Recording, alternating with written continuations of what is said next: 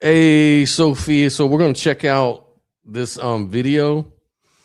Jay Garfield and Bernardo Kastrup are arguing, is consciousness primary? And they're going to talk about like non-dualism, idealism versus emptiness. So, in Buddhism, like Tibetan Buddhism, they believe that at the bottom isn't really consciousness.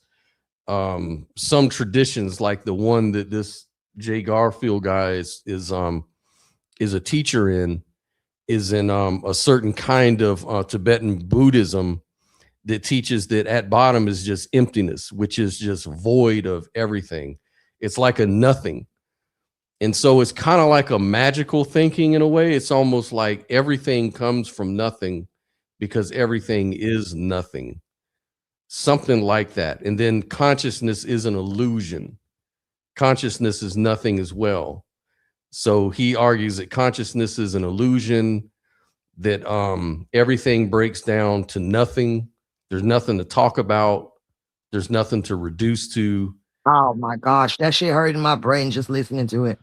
Yeah. And so, Bernardo Kastrup, he's analytic, objective idealism. So he says that at the bottom of nature is phenomenal consciousness, and that consciousness is not an illusion, that it's connected to the ontological basis of reality, which is phenomenal consciousness.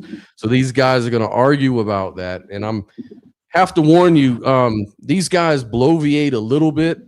So I'm going to have to jump, because I don't want to just bore everybody to death. So I'm going to try to get to the better parts, that get to the meat of the matter, and then let it go from there. We'll just provide commentary, guys, in the live chat. Hello. Thanks for joining.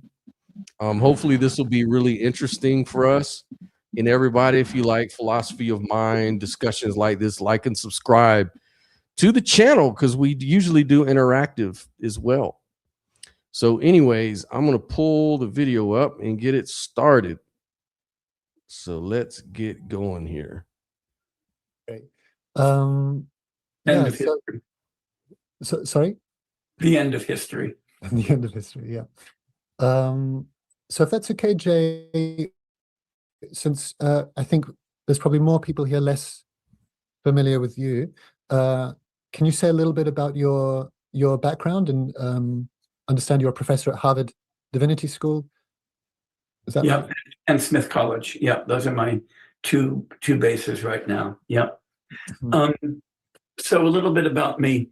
I'm a professional philosopher. I plead guilty to that. And I've been teaching philosophy for 45 years now, since leaving graduate school, and I'll be retiring at the end of this year. So you're catching me at the tail end of a career rather than at the beginning. My PhD is from the University of Pittsburgh, where my primary teachers were Wilfrid Sellers and Annette Beyer. So a lot of my thinking derives from there. But I was never really trained in Buddhist studies. I was trained in cognitive science, philosophy of mind, and logic, which are areas in which I still work. But I kind of drifted into an interest in Buddhist philosophy, largely led by student interests and curricular needs at the college where I was then teaching. And so for most of the last 3 decades, most of my work has been focused on Indo-Tibetan and sometimes on East Asian Buddhist philosophy, and on trying to forge dialogues between Buddhist and Western philosophy, between Buddhist philosophy and cognitive science, and just exploring the ways in which philosophy can globalize.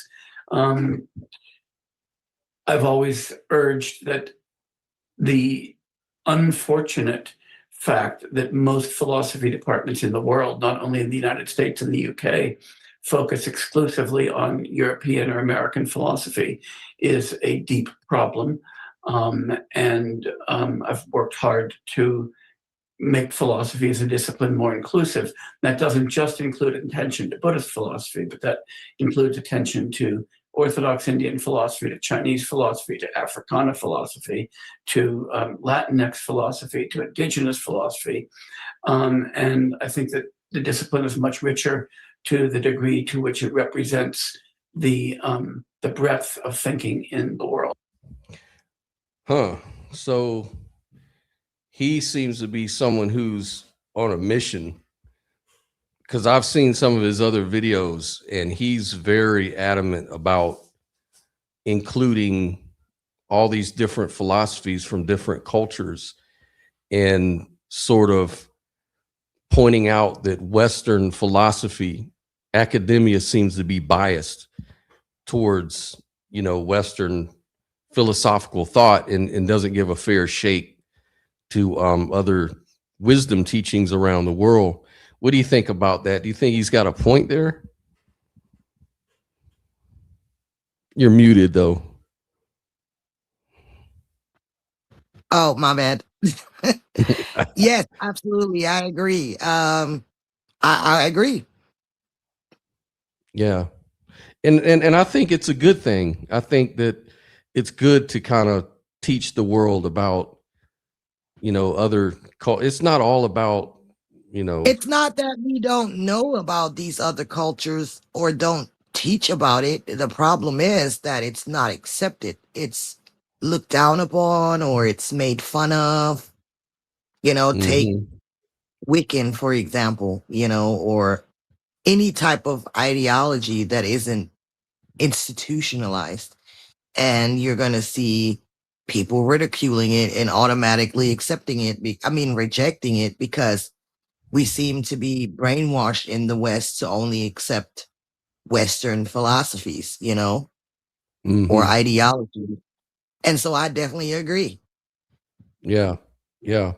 Yeah. And I've done a lot more to explore, like I try to explore Hinduism now, and I'm trying to read up a little more about that and learn a little bit more about these other philosophies, even with the Colombian, what they call them, the older brother, and they have their own philosophy that has to do with nature and oneness and God being sort of like a Gaia sort of concept.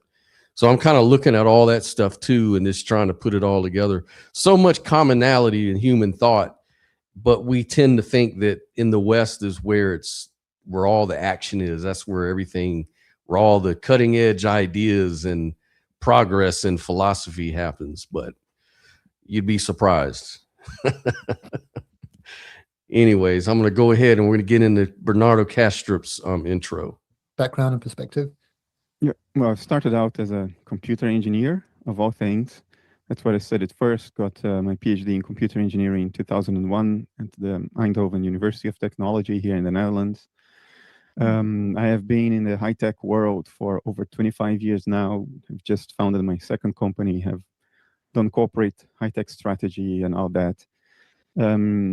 Have started writing books on philosophy back in 2008 or 9, first publication in 2010. Got deep enough into that I started publishing academic papers as well. Got myself a second PhD in philosophy of mind in 2019 at the Radboud University, also in the Netherlands. It's a classical university. And since then, been writing more books with a focus on ontology, metaphysics in general, philosophy of mind in particular. This is why Jay doesn't like you. This is probably pissing Jay off. These are the people he views as the problem in philosophy, and that's why it starts to make sense, because it gets heated, And have dabbled in neuroscience and foundations of physics, because physics was also the environment of my first job as an engineer. My first job was at CERN, where I was exposed to foundations of physics, the standard model, and all that. So I still have affinity with that to this day. Have you seen the crazy documentary that Dutch TV just put on about me and Carlo Rovelli and the influence of Madhyamaka on relational quantum mechanics? I'm very interested in relational quantum mechanics. I think it's a correct approach. I haven't seen a documentary, but I'll tell you why. I haven't watched television in years. Okay. The Buddhist channel on Dutch public TV produced it, and it came out about a month ago. It's bizarre, but it's kind of fun. I will look for it. Thanks for the. Get to see my dogs that way, and Carlos' cat. I will look for it. And maybe All right, so let me get to the second part here. So 3850. Here we go. Kastrup, though, is one of the cooler guys, I think. Yeah, he's a cool guy, you know, like, you know, a lot of people I've noticed are criticizing him. I've noticed a lot more is that they're saying that he's sort of, he's getting too dogmatic with it. Like he's getting very dogmatic about his idealism.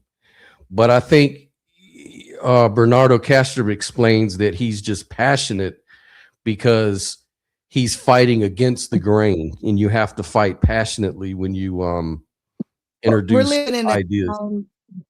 We're living in a time when you become really passionate about something or really align yourself with something, you're accused of being dogmatic. And it's like, that's not being dogmatic. Being dogmatic is when you're trying to enforce a set of rules or something, or a set of ideologies on and trying to push it on to others. Right. If that's what he aligns himself for, and if that's what he wants to argue for, that doesn't automatically make him dogmatic.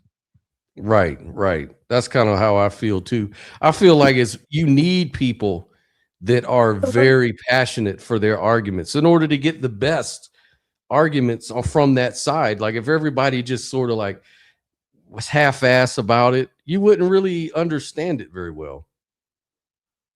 And you're muted. 1 second. Hold on, Scott. I'm sorry. Okay. Holding,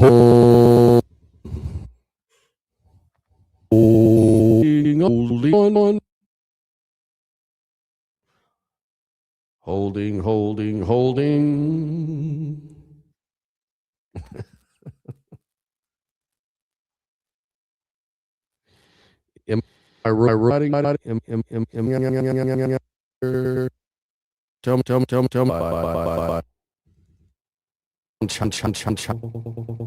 Little.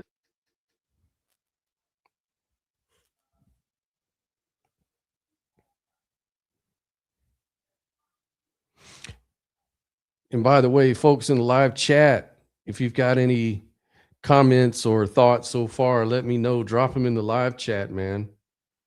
And maybe we'll open up the stage a little later on and discuss it. If anybody's got any interesting perspectives, let me know. Let us know, man.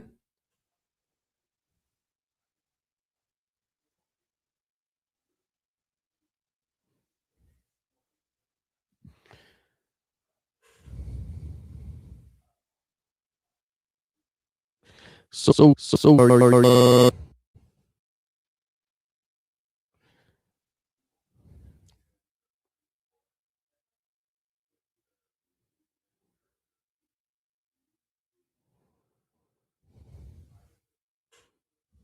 also next weekend, I'm going to bring Alex back from who is an idealist that we've had on the show before, I think a few weeks ago, from Freebird Media, Alex, and we're going to discuss some things. We haven't really settled on a topic, but sure, we're going to have a really good conversation again. So tune in for that. And yeah, man.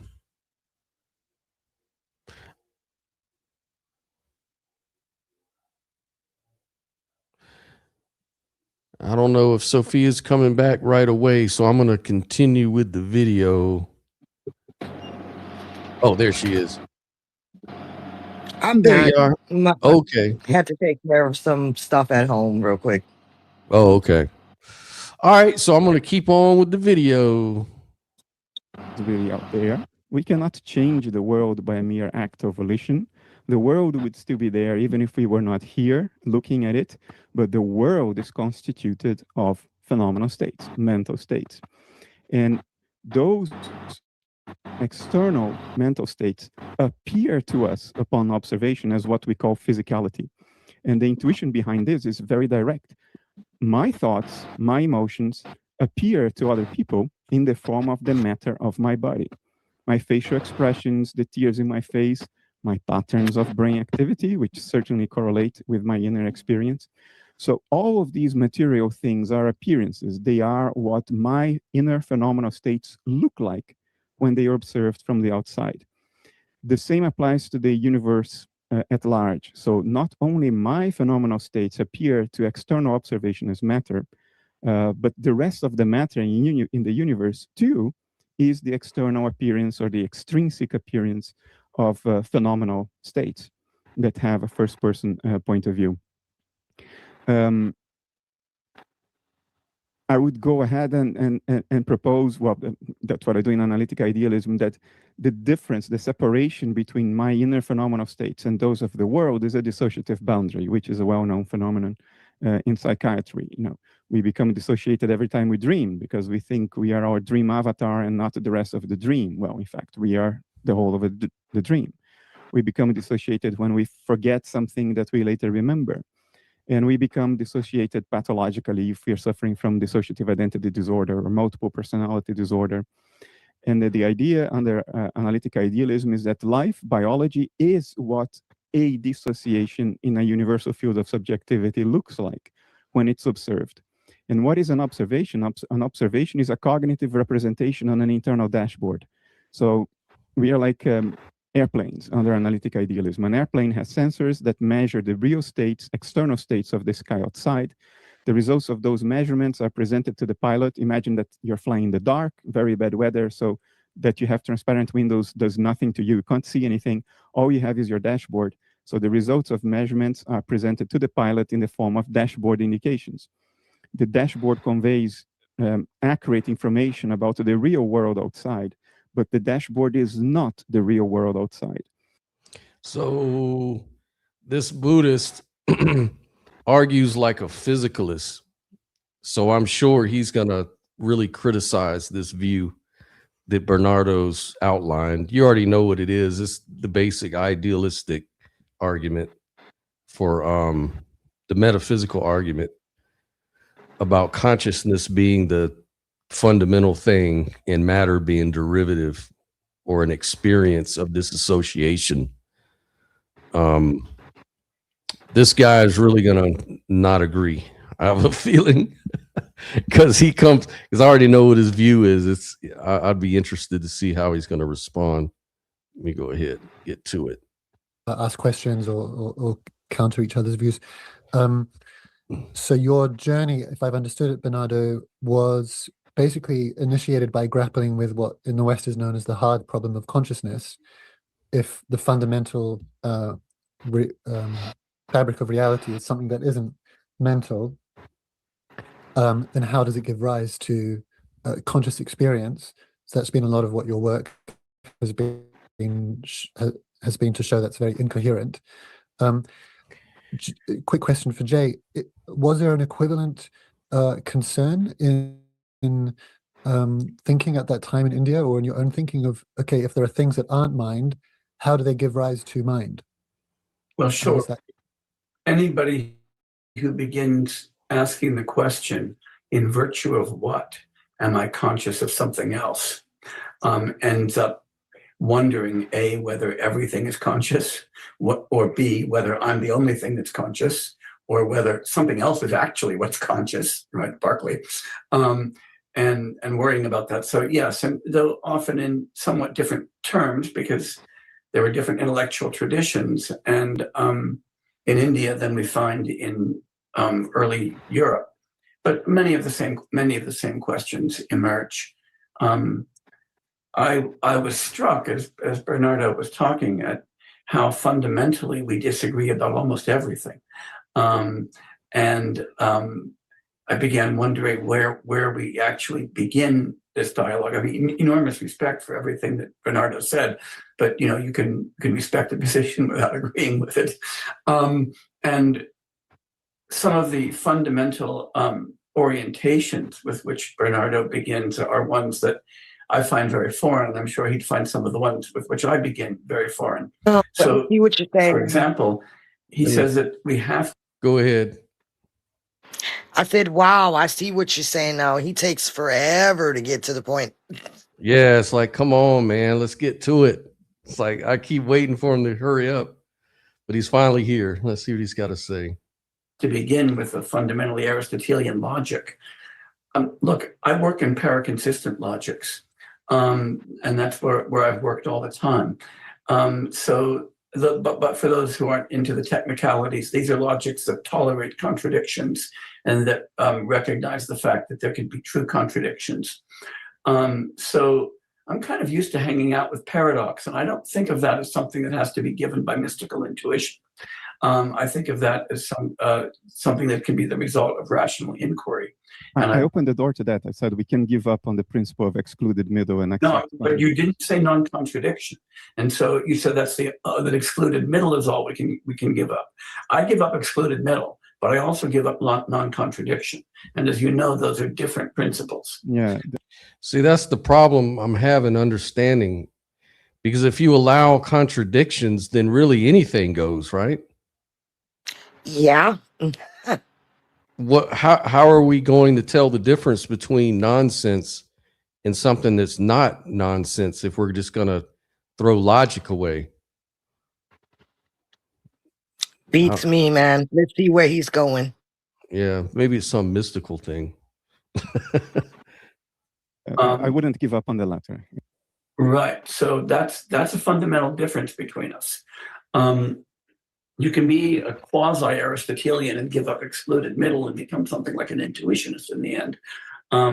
But I come from a paraconsistent world where we take truth values to assort independently and for valuations of sentences to be subsets of the set of truth values, not members of the set of truth values. And so we see ways for contradictions to be true. So when you say something like at the very beginning, when somebody says that the ultimate reality is that there's no ultimate reality, that's their ultimate reality, I say yes, but it's also the absence of ultimate reality, and that's perfectly coherent.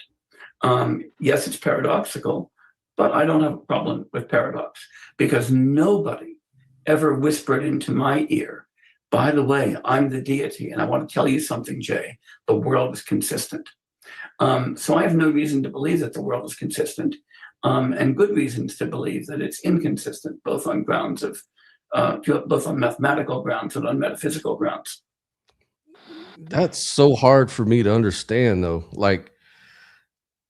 I don't know. I kind of understand some things, like that are kind of paradoxical, like say the idea of free will, those issues, the issues of, duality, non-duality, like we seem to live in a dualistic world, but non-duality seems to be the real underlying connector. So I understand some of the paraconsistent ideas, like, mereological nihilism. Everything is basically, truth values are dependent on the perspective from which you're talking about stuff. But I think he's going a little deeper. He's just saying that there's no such thing as contradictions, or if there are, it doesn't really matter. So I'm not really sure how you get any conversation off the ground like that.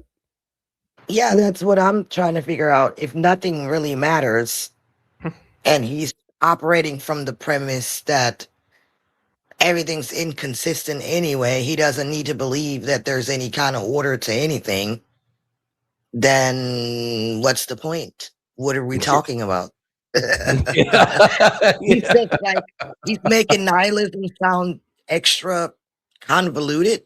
I don't know. Yeah, this is the nihilistic part of Eastern philosophy, though. I think you get a lot of this stuff when you start digging deep into Buddhism and shit. It gets very nihilistic. And I don't see that as mysticism. I don't see that as coming from mystical experience. As I say, I see that as coming from fairly rational reflection on logic. And I'm not new to this, right? I'm not the first person to do this. We have got a long tradition of paraconsistent thought, both in the West and in Asia. So it's not something weird. So you also argue that, an infinite regress of grounding is vicious. I don't see anything vicious about those regresses. I mean, remember, regresses can be infinite and benign, or infinite and vicious. And I have never seen a cogent argument for the viciousness of infinite regresses of grounding. For instance, in set theory, we're all well familiar now with non-well-founded set theories, in which we often have infinite regresses of set membership.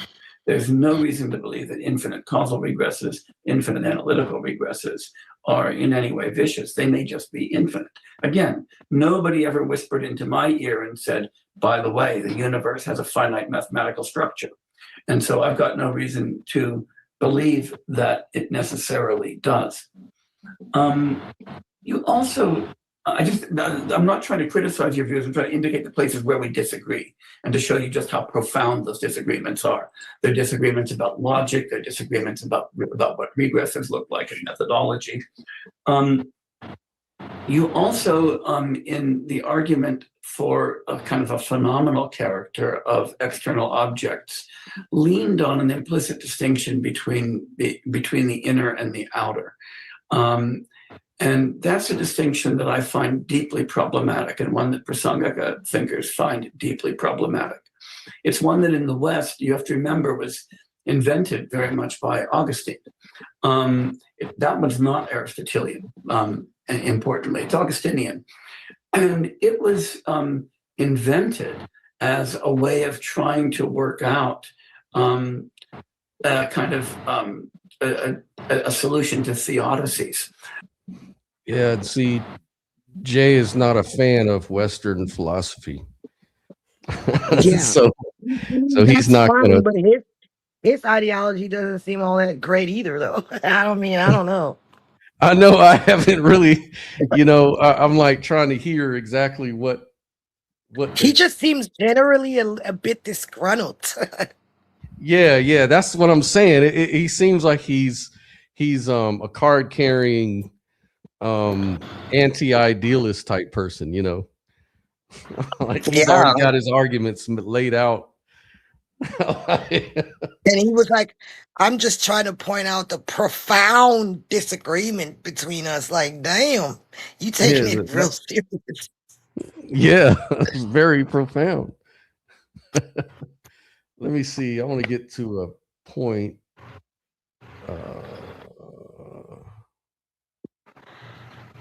Yeah, let's keep going here. Everything with one exception: subjectivity. This does not work for subjectivity. When it comes to subjectivity, and you say the subject itself is an illusion, then what the hell is it that is experiencing the illusion?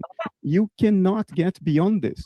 It is absolutely incoherent. I agree. To say that consciousness itself is an illusion, because the moment you say that, we are saying that the thing that grounds the illusion is itself an illusion. So what is deluded?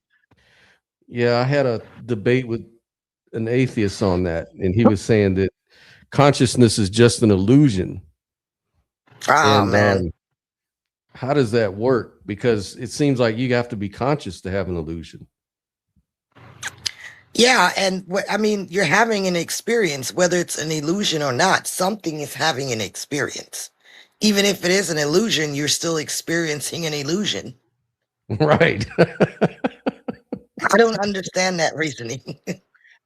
For me, a lot of these debates seem very stupid and childish. I don't even understand how they get off the ground. But there's a small chance you may not exist.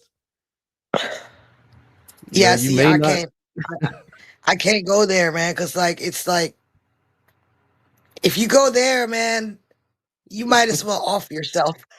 Yeah.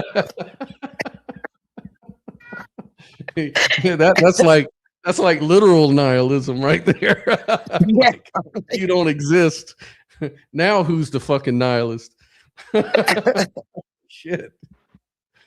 So I don't think that appeals to the definition of illusion as something not being what it seems to be. Hold, in the case of subjectivity, allows us to relativize subjectivity. I think subjectivity is the only pre-theoretical given of nature. And even if it is not ultimately absolute, because after all, we are apes, what do we know anyway?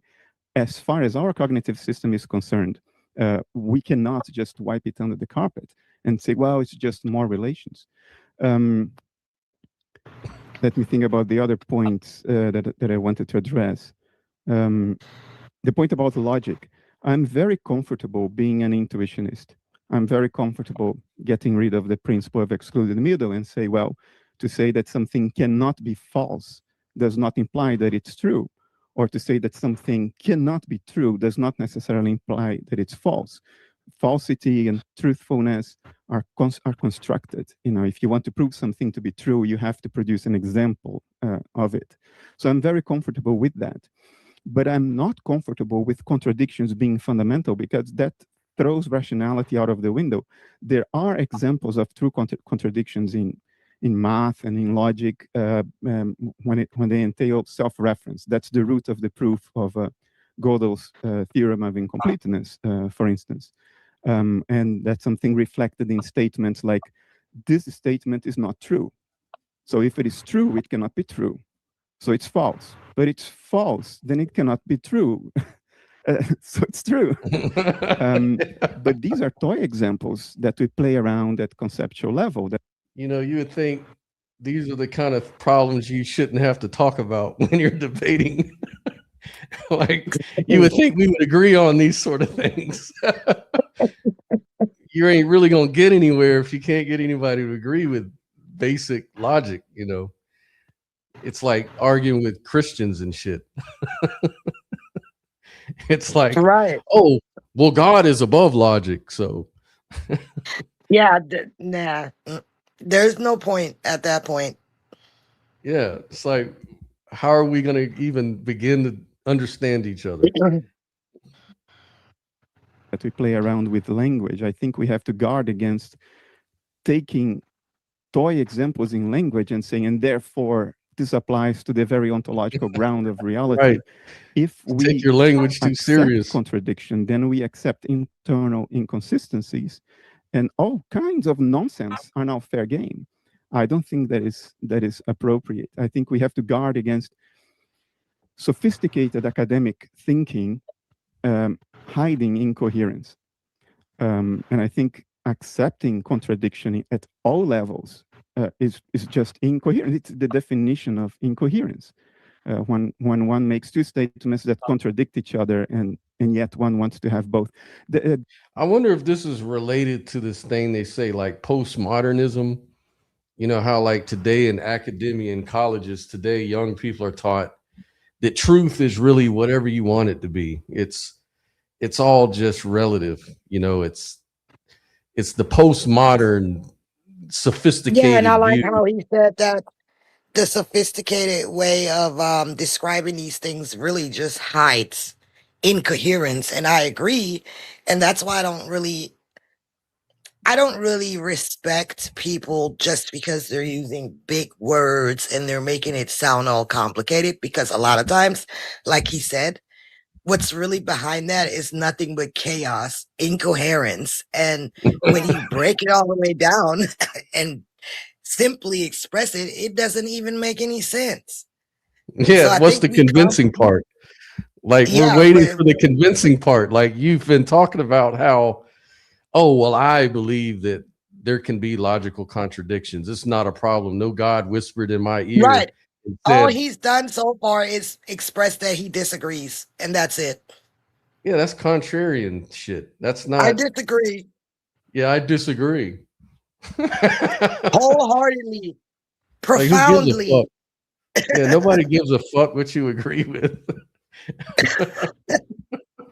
There is somebody who is not muted, and I'm picking up a lot of. Yeah, There doesn't seem to be anyone. Yeah, I not heard that muted. too. I wonder if there's some kind of background noise your end, Jay. So I'll mute you when you're not speaking, Okay. but just unmute yourself. Then argued, but to say that the important and Meaning, in other words, it means nothing. It's something we can say, but it means nothing.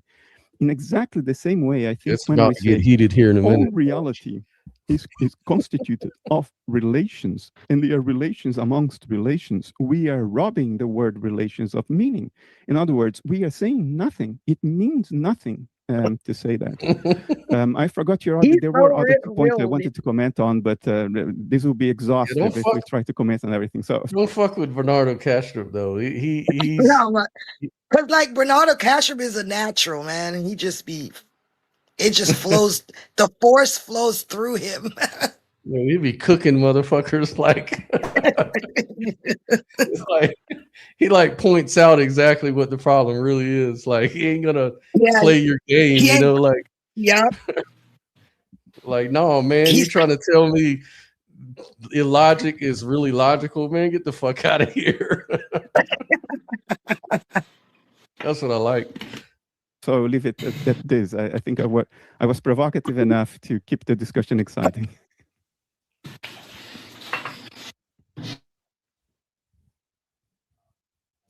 Unmute and let me just respond to those 2 points. The first one I think is really important, and I think that we'll get to the point. I disagree very, very deeply with your response. Yeah, we know you with disagree. Get to the point. You, God like damn, Aristotle, he said it again. simply flatly say that to affirm contradictions is irrational and nonsensical. Now, you did point out that there are unavoidable contradictions in set theory, in semantics, and in mathematics, and that's right. They are absolutely unavoidable contradictions. Now, you then argued, but to say that those contradictions occur in reality is completely insane. I don't think you used the word completely insane. You said irrational. Close enough. Now, there's no argument for that claim. I just want to point out, first of all, you repeated it 4 times, but you didn't argue for it. Many people argue for it on the grounds that ex contradictione quod libet. But that, of course, but that, why should he argue for that? That's like some shit we all supposed to agree with. Contradictions are not good. Well, you haven't proven your case. You've just said that 4 different times. Like, so what, I'm supposed to agree that argument, like, what the fuck how are we ever going to resolve anything? It's pretty my soul. I don't know. Yeah, maybe I'm misunderstanding something. Maybe someone in the live chat can tell me what he's trying to say. He's the one who has not made an argument for anything other than I disagree, and he keeps saying that, and it's like, okay, we already know that you disagree, so can you present your logic, to explain what you believe then? Yeah, and explain why I'm wrong about contradictions. Like, tell me where I'm lying. Where's the lie? doesn't work in a paraconsistent logic, since not everything follows from a contradiction. It does not follow from the fact that some contradictions are true, that all contradictions are true, any more than it follows from the fact that some sentences are true, that all sentences are true. You need inference rules.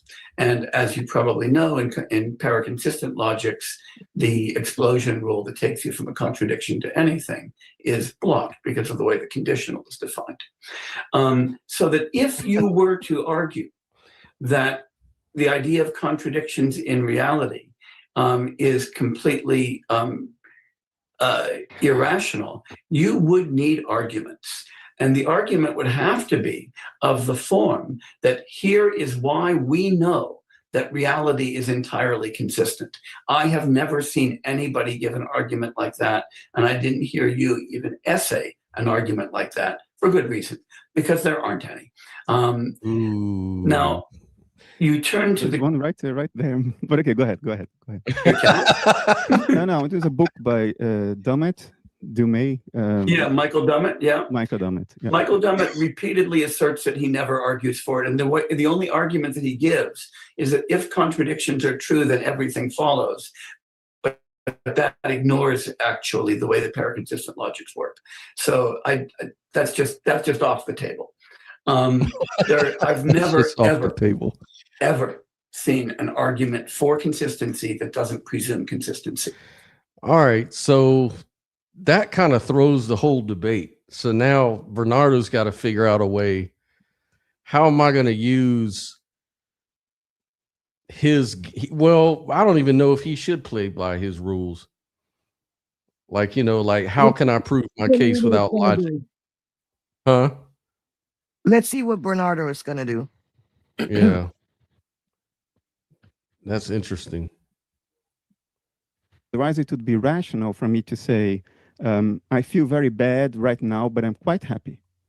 Well, is this irrational? Is this rational? I think most people would say this is illogical. This is not rational. So the vulgar colloquial understanding that people have of rationality, if I use the word in that colloquial vulgar sense, but by the way, for the rest of us, vulgar here doesn't have a negative connotation. It just means what is commonly understood without extra sophistication. That's all it means. So the vulgar understanding of rationality, I think, is not compatible with accepting contradiction. The other argument would be empirical, a la the whole discussion about whether is logic empirical. I would say, following Wigner with his 1960 paper about the miracle of the effectiveness of mathematics and therefore logic in describing nature, it shows that, yes, indeed, nature doesn't seem to contradict itself. Every time we thought it did, there was actually a solution. Like information disappearing beyond the event horizon of a black hole. Well, we squared that circle now. There is a higher understanding that now. Now, holographic theory, it seems that we can go very deep into the empirical exploration of the world, and we always see something logical. Quantum field theory makes predictions to 12, 13 digits after the decimal point, and it's exquisitely correct. The logic of Einstein, so seemingly counterintuitive in the early 20th century, was so powerful, pure logic, that it describes now the cosmos. It describes essentially every observation, not only in the solar system, but things like gravitational lensing. Point your telescope to the sky to the right point, and you see gravitational lensing right there, a body appearing as multiple images, even though it's the same body. The logic of Hilbert spaces, which was developed as a kind of a mathematical. Fuck. He's cooking his ass again. He's coming up with all these examples of where every time we thought there was a contradiction, it turned out it was no contradiction. That nature is actually very consistent and coherent, as it turns out. That's a good response, like come with some counter examples. Like, I want to see where in nature do we see contradictions? Like, where do we see that? That should be the question I would ask. Right. Logical toy. We were just exploring the power of logic as expressed in mathematics, seeing how far we can go. And it was never meant to reflect something out there in nature. It was just an abstraction, a toy. Lo and behold, it's the foundation of quantum theory. It turned out that nature follows exactly that. I think we can say with a high degree of confidence today that there is no accepted science that embraces contradiction. All of science is not internally inconsistent. So I would make that empirical argument, not only the linguistic argument, but the empirical argument that the world, as far as we have been able to discern since we started looking, seems to be quite consistent. Even the seeming break of logic behind quantum mechanics is actually not that. There are ways that being more and more discussed to make good sense of the seeming contradictions of quantum mechanics, which aren't contradictions at all if you look at that from a different perspective. So I think empirically, my money would be on the bet that every time we think there is an inconsistency in nature, it's we who are wrong. Nature ultimately reveals itself to be fantastically self-consistent. So much so it can bring a scientist to tears because it's a symphony of consistency. I agree. Where's Just the because line? we don't understand it, or we, like you said, it's usually us that are wrong due to lack of comprehension. Yeah, or stubbornness. Sometimes we want our beliefs to supersede reality, so people are stuck in their beliefs and philosophy. It's almost like reality doesn't know how to do reality good enough. We have to determine how reality is supposed to act. It's Right. like nature has it all figured out. Nature is almost an infinity of years of wisdom, of how to operate and get things done. I think it knows what it's doing. So yeah, but I want to see how Jay responds. I know he gets kind of heated at one point.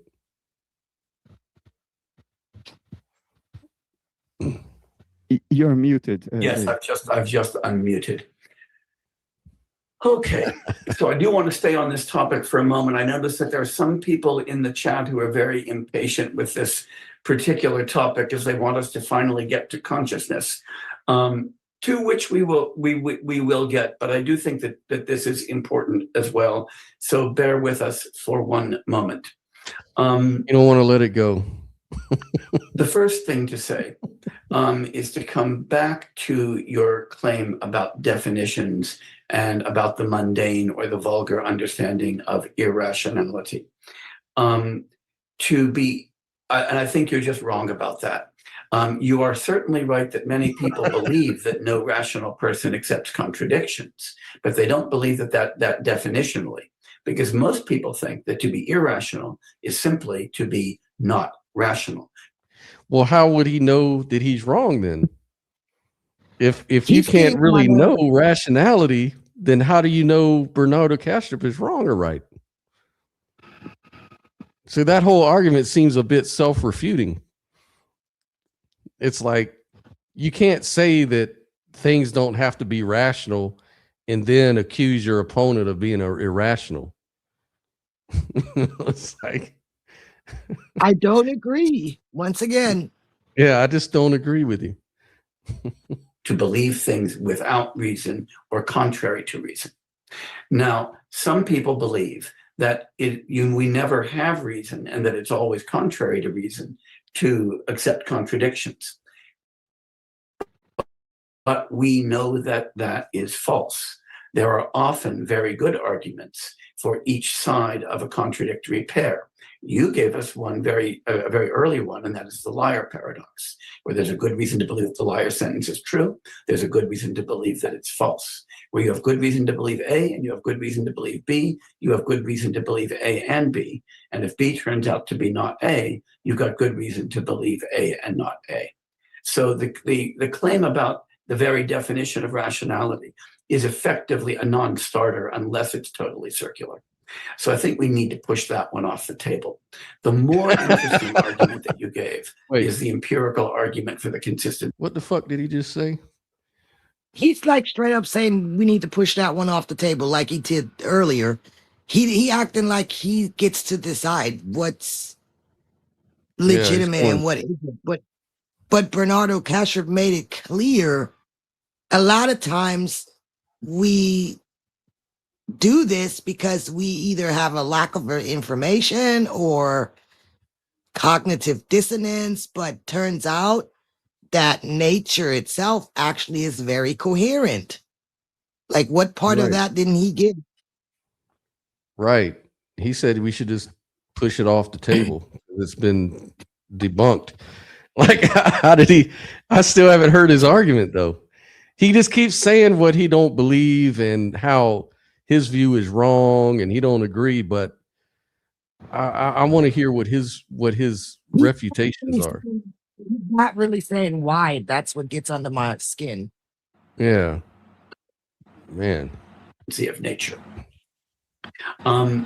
Notice again two things about that argument that lead me to believe that it is not conclusive.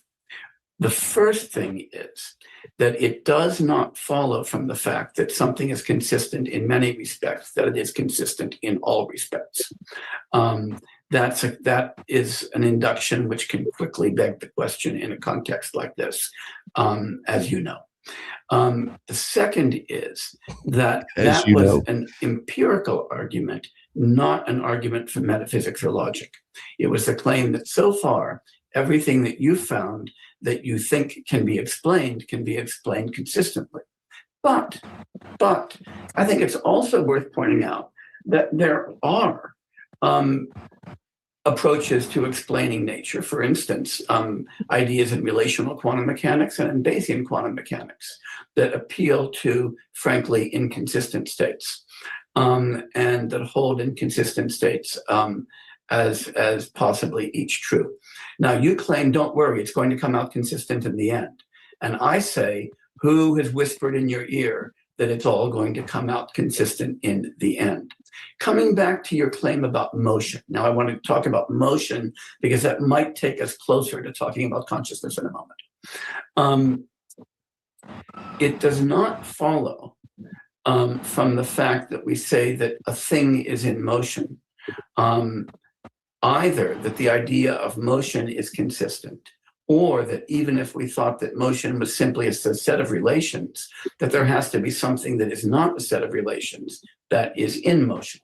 This is something that Bradley showed long ago. Oh, Lord. Okay. This is going to get boring because he's talking about motion. So basically what he's saying here is that there doesn't have to be a first cause of things that move. That one thing causes another thing to move, that causes another thing to move, that causes another, and it goes for infinity. And Bernardo Kastrup says, no, there has to be a first cause. You know, something has to start everything up. And he's saying, no, it can just go on forever and ever and ever. So it's like the infinity argument, which goes on forever and ever and ever. I don't know. I mean, I can't really comment on that because I really don't know. I'm not very familiar with the laws of motion, so I would just say metaphysically,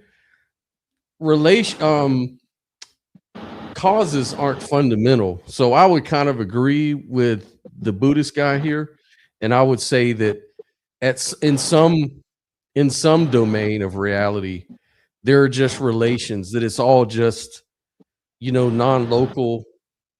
The rules don't apply necessarily, but that's at a very metaphysical and it's very speculative, you know.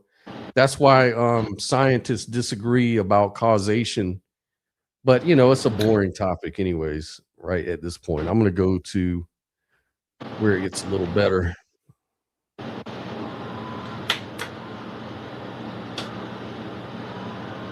Only, yes, relate and relations can be interchanged. I don't think this is more than trivial in the sense that every theory of nature.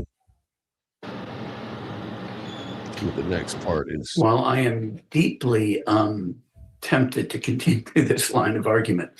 I'm going to let it go, and simply with the remark that whereas earlier you said you thought that that anybody who accepted contradictions had to be in the grip of some kind of faith. That I didn't mean that, and if I said that, I didn't mean, and I apologize for that. Yeah, it's sounding more and more to me like anybody who believes in consistency has to be in the grip of some kind of faith, given the obvious cogency of paradoxical theories. But I do think that people want us to talk about subjectivity. And I think it might be useful to take the conversation in that direction for a little while. So does he seem kind of condescending to you in the way he talks? absolutely.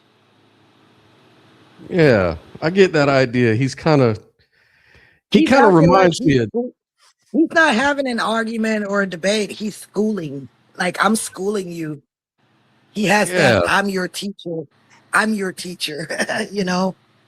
And he seems yeah. a little bit controlling. I'd like to see him debate with Darth Dawkins. They'd make a good matchup. Yeah. He's That'd just be not funny. as, I guess he's not as aggressive. He's a more like passive aggressive. Yeah. Yeah, he's just got that air of superiority when he talks to me. But, you know, that has nothing to do with whether he's right or full of wrong. himself. That's what I would say. He's full of himself. Yeah. He's an educated academic. Yeah. And he Doesn't made that things clear get early interesting on. there. Yeah. I was like, uh-oh, Bernardo's in for a matchup here. As well. But it's a natural segue because it has to do with relationality. When I hear somebody talk about consciousness or subjectivity, I immediately, as I just did in speech, draw attention to the substantivizers at the end of those words, as Prasangika theorists do in Sanskrit when they say, hey, you're talking about being conscious as though it's possessing something like consciousness, or you're talking about being a subject as though it means possessing a thing called subjectivity. And what reason do you have to believe in that? Now, let me continue this for a moment. When we talk about motion, it's quite natural to say that when something's moving, it's not moving because it has a thing on it called motion. Nagarjuna pointed out the craziness of that. Rather, what we mean is that it's in one place at one time and another place at another time. That's what it means for it to be moving. That's a purely relational characterization of motion. So you can talk about things that move and drop all talk of motion out of it. And in fact, when you start talking about motion, you open yourself very quickly to a whole set of illusions. But one illusion is that things move in virtue of having a property called motion that's a non-relational property. Now, I think we have a similar problem when we start talking about subjectivity or consciousness, because just as it's natural to think of motion as a relation between a thing's position at one time and its position at another time from the standpoint of some frame of reference, it makes sense to think about being conscious as a relation between an organism or a detector and an event, not that organism possessing something called consciousness. Moreover, to say that somebody is a subject with respect to an object is to express a relation between a cognitive structure and something external to that cognitive structure, not saying that that cognitive structure has some monadic property called consciousness. So he's arguing that consciousness isn't a thing or a substrate or something that can possess anything or do anything. He's saying it's like, yeah, go ahead. And he's basically accusing people of making all these assumptions. He's assuming that's what it means when you say I'm conscious. It doesn't mean that you possess anything. It just means a state of being. Mm-hmm. It's a state of being. That's it. Right. That's exactly what it is. And yeah, it's not like motion in that way. Well, in a way, motion is is just the word we describe for the state of a thing moving. It's in motion. So right, but it's a state of being, and we're not saying you possess something outside of you or whatever the hell he's saying. Yeah. Because man. Yeah, what it comes down to with him, he's basically saying you can't know anything. Everything is an assumption, and it's like, okay, so where do we go from here? What's our basis? Nothing. Right. Then how do you know I'm wrong? Right. It's circular, and I don't see where he's going with it at all. Yeah, me neither. I'm still waiting. So when people start talking about the hard problem, I usually think it's a really easy problem. Here's how you solve the hard problem of consciousness. Start talking about what is the case when something is conscious of something, rather than asking what it is to be conscious or to have consciousness. Because I think that's a simple fallacy of reification, that we've taken something that is purely relational and treated it as though it's a monadic property of certain kinds of things. Now, that has a corollary in the entire discussion of first person versus third person perspectives. The corollary is the presupposition that if something is conscious, then it is immediately conscious of the fact that it is conscious. Something that I think is empirically false. We're very often conscious of things without being conscious that we're conscious of them.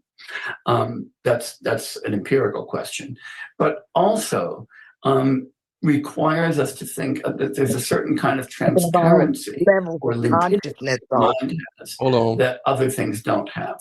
And I think that's just crazy. Go ahead. I said, wow, but now he's talking about levels of consciousness, though, and throwing the word empirical in there. Oh, he's so full of himself. Shit. Yeah, it sounds like a big straw man. It's like he's assuming something is being said that's not really being said. That's here. not being said. Yeah. Yeah, it's not being. I don't think anything. Bernardo would never say anything like that. You know, Exactly. so I don't understand what.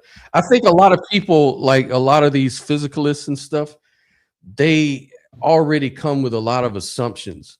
When you start talking about consciousness and stuff, they start straw manning you immediately. They think they understand what's being said, and they just pretty much tell us what we're saying.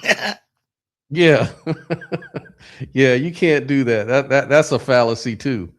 You know, you don't get to just reword what people say so it fits your argument. That's a fallacy. That's not addressing the real issue. That's what he's doing. That's what he's doing. Big time. Yeah, that's pretty slick. That's some slick shit. I think that when we become aware that we are aware of something, we do so by using an introspective sense faculty, which simply puts us in relation to ourselves, as we are often in relation to external objects. And that if we simply stop the substantivizing, we stop a whole range of problems. This is fertile ground. Let me make just a brief comment about the movement part. I understand the argument that one could say there is no movement. It's an object that is here, and then the object is there. Where is the movement? It's different positions along the arrow of time. But if we do that, we get rid of the relations and we reify the relata, because it's the object. There is only the object. There is no movement. So what we are saying is that relations are a kind of illusion. It's the relata, it's the absolute that exists, because there is only the object, right? Which grounds the meaning of movement. But moving on to subjectivity, as an idealist, I don't think of consciousness as a property of something. That would be a panpsychist approach. There is matter, matter has a certain structure, and consciousness is a property of matter, or even the essence of matter, but it takes on the structure of matter. In other words, it's delineated, it's bound by the structure of matter, by the boundaries of matter. That's not an idealist position. That would be a panpsychist position. So I don't see consciousness as a property. I see consciousness as the only ontologically grounded entity, as the only thing that exists. And now I'm using the word consciousness as synonymous with subjectivity. Yeah, so he's letting them know he was misframing his position, because he was trying to say consciousness is something separate from, you know, that's more like panpsychism or dualism or something. Yeah, like you possess it like a quality, and he's right to make that, distinction here and correct him on it, because that's not what idealism says. Right. Yeah, it kind of helps when you understand the position, Yeah. that you risk trivializing the notion. Because what you call a universal field in which everything else occurs, I would simply call the quantum field. And the quantum field is not by itself obviously subjective. That is, normally when one hears the term subjective or subjectivity, you've got, there's a cognitive notion there, a notion of awareness when we think about the relationship between a subject and an object. So for instance, I do not think of the table on which my computer sits as the subject of the computer as an object, though I think of them as in relation to one another. So it worries me that you're moving immediately by a kind of verbal sleight of hand from the notion that we might have a unified field of, as I say might, because we don't know whether there's a single field or not. But suppose you believe that we do, that there's a single quantum field that can make sense of all phenomena, that there's something subjective about that field. To do that, you'd have to be introducing some notion of cognition or awareness. And my view is that cognition and awareness are things that happen in fairly complicated, well-organized and unified systems for kind of evolutionary reasons that require that kind of phenomenon for the autopoietic maintenance of those systems. And I think to simply presume that that is true of a quantum field is, exorbitant. All right. So he's definitely making that physicalist argument. So he's even wondering whether there is even a quantum field, because he was saying that, even if you believe that, so he's not even convinced of that. So that's interesting. But then he's still left with the hard problem of consciousness, though. Yeah, I'm not sure how he's saying that the hard problem of consciousness is easily solved with his perspective. Like, he's very vague on his perspective, and so I don't even know what he's ultimately saying his perspective is. Yeah, he advocates for emptiness. So basically what he's trying to get Bernardo to ultimately see is that there is no grounding for the physical world or consciousness. And it may sound like a contradiction, but contradictions aren't necessarily written in stone to be bad. So basically everything is nothing. Right, but where is he coming from with that? Like, how is he coming to his conclusions? That's what's missing in his entire, argument. His argument is he disagrees. Apparently, that's the argument. That's not an argument, but okay. Yeah. I'm still waiting. I disagree. I think you're wrong, profoundly. Right. That's all you need, apparently. I don't think that. I don't think that there are higher level mental functions at the fabric of reality. I don't think self-awareness is woven into the fabric of reality. I think metacognition, introspection, the ability to deliberate, the ability to re-represent mental contents, which is also called meta-consciousness. I think these are higher level functions that have evolved over 4 billion years on this planet. So they're not trivial. They're not there from the get-go. Otherwise, an amoeba would be swimming around thinking about the meaning of life, and we have no evidence that that happens. And my cat doesn't seem to do that. But we see external signs of that in people. So no, I'm not trivializing higher level mental functions, but higher level mental functions are also not what I mean by consciousness. That's why I kept using the word subjectivity.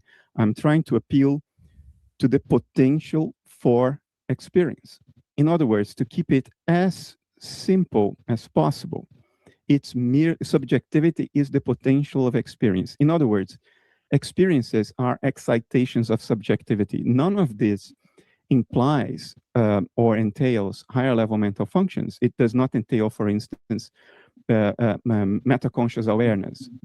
So he's saying that the subjectivity is what makes experience possible. You know, it's like the space of possibility for an experience to happen. So he's not saying it's like a mind, like especially like a human mind or an animal mind. It's more like it's like the condition that makes an experience possible. You know, this field. It's to me, it's a perspective. Yeah. Yeah. You know, It's got to be, because if it's an excitation in a field like that, then it's going to happen. It's going to actualize from a certain position, you know, Right. perspective. It's going to have to be from a perspective. It can't be Right. every perspective. It's got to only happen from a particular, you know. Yeah. So yeah, Jay, he's not really, I don't think he understands what idealism is saying, really. No, doesn't seem like all. it. No. Know the explicit awareness of having the experience, which requires re-representation, as per Jonathan Schooler's seminal work at the turn of this century. But the fundamental potential for experience, if that's not what, I mean, I think of quantum field as a model of that subjectivity, a partial model. I'm not attributing subjectivity as a property of quantum fields. That's not what I'm saying at all. I think quantum fields are modeling tools. All there is subjectivity. That's what I'm saying. I'm not attaching subjectivity as a property to anything, and I don't define subjectivity relationally at all, because you can be a newborn that we can have this thought experiment. A baby is born in an ideal, perfect sensory deprivation chamber, therefore will never have intentional experience, and will never have experience about something other, something outside, but would definitely have endogenous experiential states, which betray the presence of subjectivity. So I don't think subjectivity is relational. Intentionality may be relational, but only tentatively, because the thing it relates to may itself be an excitation of subjectivity. But the point I'm trying to make is that I'm not trivializing subjectivity. I see the reduction base of nature as subjectivity, because if I don't do that, then either I cannot be a monist, or I have a reduction problem at hands, like the hard problem of consciousness or the combination problem of panpsychism. So I'm not gratuitously saying, well, it's all subjectivity. No, I'm trying to solve a problem that we otherwise cannot solve, apparently. Let me fast forward this to his response. That's also got to be interrogated. But let's bracket that for a moment. I'm going to give you subjectivity. The alternative to reducing subjectivity to something non-subjective is to not be a reductionist. I'll give you that, but let's put that on the back burner. And yeah, I'll give you that. Oh, how gracious of you. To reducing subjectivity. I mean, again, I want to bracket the claim that I think that the very notion of subjectivity is already a gratuitous reification. And that once we begin by assuming that that reification of being a subject into subjectivity is not illicit, we're off on a dangerous path. That's also got to be interrogated. But let's bracket that for a moment. I'm going to give you subjectivity.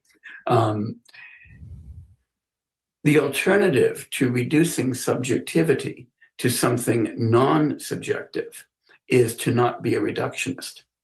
And there, again, are plenty of ontologies on offer that are non-reductive. One could simply be ontologically pluralist, for instance, or more modestly, one could simply be a supervenience theorist.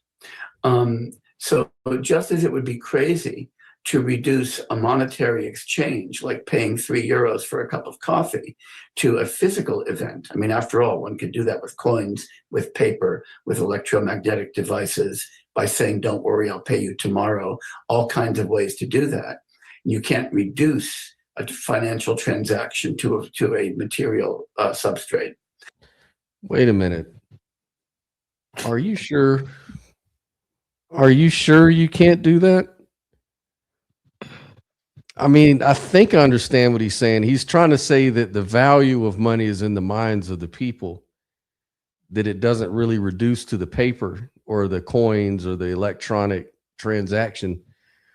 But I think technically, but he seems to be talking technically. Technically, you can. Because if you show up to the store with invisible dollars to buy some shit, they're going to laugh you out or call the police. That's the thing, right? He's talking practically, right? That's kind of like magical thinking. I just don't really understand his points at this point. Basically he's just trying to say everything you think of as real has no grounding at all. It's nothing. That's his whole message. And so every time he says stuff like that, if you remember, what he's really pointing to is nothing. Why do we do anything then? Why do we have an experience at all? So what, I mean, yeah, he's a nihilist. This is what Alex was talking about with Buddhists being nihilists. If you take their philosophy to its extreme, then this is what all he's doing is he's just taking Buddhism to its extreme. And he's saying, making it sound all fucking intellectual. Yeah, and hiding it in this intellectual language, which is just incoherence. It's breaking down in the incoherence, which is not helping Buddhism, actually. If you're saying that it ultimately leads to this kind of incoherence, then that might be a sign that it's the wrong teaching. Real Buddhists wouldn't sit here and be full of themselves like he is and even have this argument because no, they're too busy. They're too busy marching for peace. Yeah, he's way too ego and shit to be calling himself a Buddhist. Yeah, this is wow, man. That doesn't mean that financial transactions don't supervene on material substrates. Take all the matter out of the universe and nobody's buying a cappuccino anymore. And it's not just because cappuccinos are material, but it's also because transactions are material. Now, so similarly, one might think. Then what are you saying? If one believed in subjectivity as a non-relational phenomenon, and I find that deeply mysterious. But if one believes in that, then one might simply argue. What did you say? You ever heard of a smart, dumb motherfucker? Yeah, that's what it sounds like. Sounds like some smart, dumb shit. That yes, subjectivity is not reducible to anything biological or to anything physical, but that it supervenes on things that are physical and biological, just in the way that monetary transactions supervene on the behavior of people in cultures that have money, that legal operations supervene on physical movements, physical events in cultures that have got legal systems, and so forth. Again, reductionism isn't forced on anybody for any reason. And reductionism is even a bad theory about how levels of discourse in science work. We don't He's just schooling Bernardo, ain't he?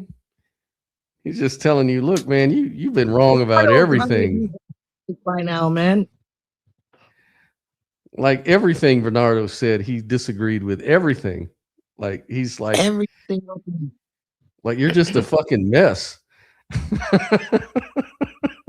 I think he's trying to intellectually mock him. Have you heard of that term? Yeah. Oh yeah. It's a form of bullying. Yeah. No. It's actually, there is this dude who's like 20 years old who's come out with this thing. I know I'm going on left field a little bit, but this is really interesting and crazy. But he promotes looks maxing, which is going to certain extremes to achieve specific looks based on measurements and what's considered good looking, because he believes that everything in life depends on your looks. And so if you really want to be chosen by women, if you want to have financial success, it's all about looks. So he created this shit called looks maxing. And looks maxing is doing things like smashing your own bones until they fracture to achieve a certain jawline, taking supplements, testosterone, other shit, whatever the fuck you can do. Right. And he basically rates other people based on how they look. And if you look better than someone else, it's considered you're mocking them. And so, this is a new terminology. And people are now saying shit like, yes, I mocked him intellectually, or I mock him, looks wise, or whatever. It's like outshining someone else. Yeah. And so the whole point is I was using that new terminology in a playful way to describe this guy is really not interested in having a real discussion. He's interested in outshining Bernardo Kastrup. He's just trying to show that he's intellectually smarter, that he can disassemble his argument, but he really has no argument the entire time. Yeah, it's all a bunch of I just don't agree. Right. I don't agree. I'm a contrarian. I'm smarter than you. You can't prove me wrong because I'm being vague about everything I'm saying. It's like, it's just ego shit. Yeah. Yeah. This is weird. Anymore, as we might have in the 1920s, that psychology is reducible to neuroscience, that neuroscience is reducible to chemistry, that chemistry is reducible to physics. We recognize that we've got supervenient phenomena that don't simply reappear at other levels. That's part of that's true, though. That there's a kind of irreducible relationality and globality about things. This is the idea that early Buddhists had when they talked about the net of Indra, that we've got this notion that the universe is a huge number of momentary events, each one of which is connected causally and informationally to all of the others, but none of which is reducible to any of the others. And I really don't think that the idea that we need to have some monadic property to which everything else has to, or monadic phenomenon. You don't want it to be a property, even though it's got that grammar. Some monadic phenomenon to which everything else is reduced. When I hear reductionism, I kind of like hear echoes from Vienna long ago and not contemporary thought. But it doesn't So really he's matter. saying Bernardo Kastrup. It doesn't really matter So what he's saying he thinks he's old fashioned. or what he thinks. Huh? Yeah, but he keeps saying, I don't think this is needed, or I don't think this needs to be the view. Well, it doesn't really matter what you think. It's what it is or what it isn't. Right. Yeah, it's just he's rejecting all of his premises. So he's just saying, well, I don't accept reduction. So whatever you're saying about consciousness makes no sense because I already just dismiss it. Because of reasons or whatever. But the reasons he gives you are just that Bernardo or any idealist is saying this is what's needed. It's just what an idealist thinks is going on, is happening. Right? So right. It's not like we're saying this is what's needed to make reality rational. It's just what we think or believe. Right. Yeah, it's just one alternative view. Like there's all kinds of views. We all know that, Yeah. Exactly. So when he says, well, I don't think, we need this or we need that. Like, yeah, we're not saying it's needed. We just believe that's how it is. Yeah. Yeah. And who is he to decide what I need?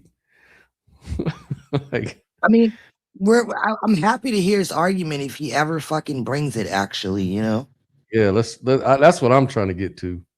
Me of being a logical positivist. No, that sin I'm not guilty of. I may be guilty of many sins, not that one. There is a sense in which to say that consciousness simply supervenes on something that itself not consciousness, or subjectivity simply supervenes on something that is not subjectivity. There is a sense in which to say that is to say that subjectivity doesn't really exist. Because it's the same as the example of a financial transaction that you said. A financial transaction supervenes on certain material arrangements. Yes, it does so because it doesn't really exist. There is nothing about a financial transaction other than the switches in a computer going up, Right. open or closed, or paper money exchanging hands. What we call a financial transaction is epistemic. It's a level of abstraction in our own cognition. It doesn't really exist out there. It doesn't have metaphysical existence independent or distinct from that on which it supervenes. And to say that about subjectivity, I think one, violates the only pre-theoretical given we have, because all theories are created within subjectivity. And two, it fails to address the hard problem of consciousness. Now, the other alternative, as you explained, is, okay, we part with monism and we part with reductionism. But there is a sense, in my view, and now that's my opinion, in which that amounts to just throwing one's arms up and giving up on explanatory power. Because ultimately, I could pretend that I am accounting for everything just by putting everything in a reduction base and saying everything is a brute fact. If you do that, well, there is a sense in which you account for everything, but there is a much stronger sense in which you actually explained nothing, because you're just saying everything's a brute fact. Everything just is. And to part from monism is also inflationary, in the sense that postulates more theoretical entities than we might need. If we can get away with a complete, more or less complete model, or a tentative model, but more or less complete of nature, that has only one category of existence, that should be better, should be considered better than an alternative account in which more stuff is postulated. And that's Occam's razor. And then I acknowledge that there is nothing written in stone in nature saying all truths must be parsimonious. But if we part with the principle of parsimony, then we have to open the doors to all kinds of things, not the least of which is the flying spaghetti monster, because that too is a coherent model. There may be a flying spaghetti monster in a higher invisible dimension of the universe, that it's using its noodly appendages to move the planets around the sun. And goodness knows, the empirical evidence supports that. The planets do move around the sun. Why don't we adopt the flying spaghetti monster? Well, because we don't need to. There are more parsimonious explanations. So in that same spirit, I would say monism should be preferred, because if we don't do that, we open the gates to all kinds of things. And by the same token, I think reductionism should be preferred, because it has explanatory power. And to give up on explanatory power, in a sense, is to give up making sense of things. Well, 100%. I don't know where the lie is. He's I mean, right. I don't. I mean, once you deny or just completely reject explanatory power, you're not trying to create meaning anymore. And it's very clear that Bernardo Kastrup is all about meaning, things making sense and coherence. And once you say no to that, then anything goes. There's no morality after that. There's no meaning after that.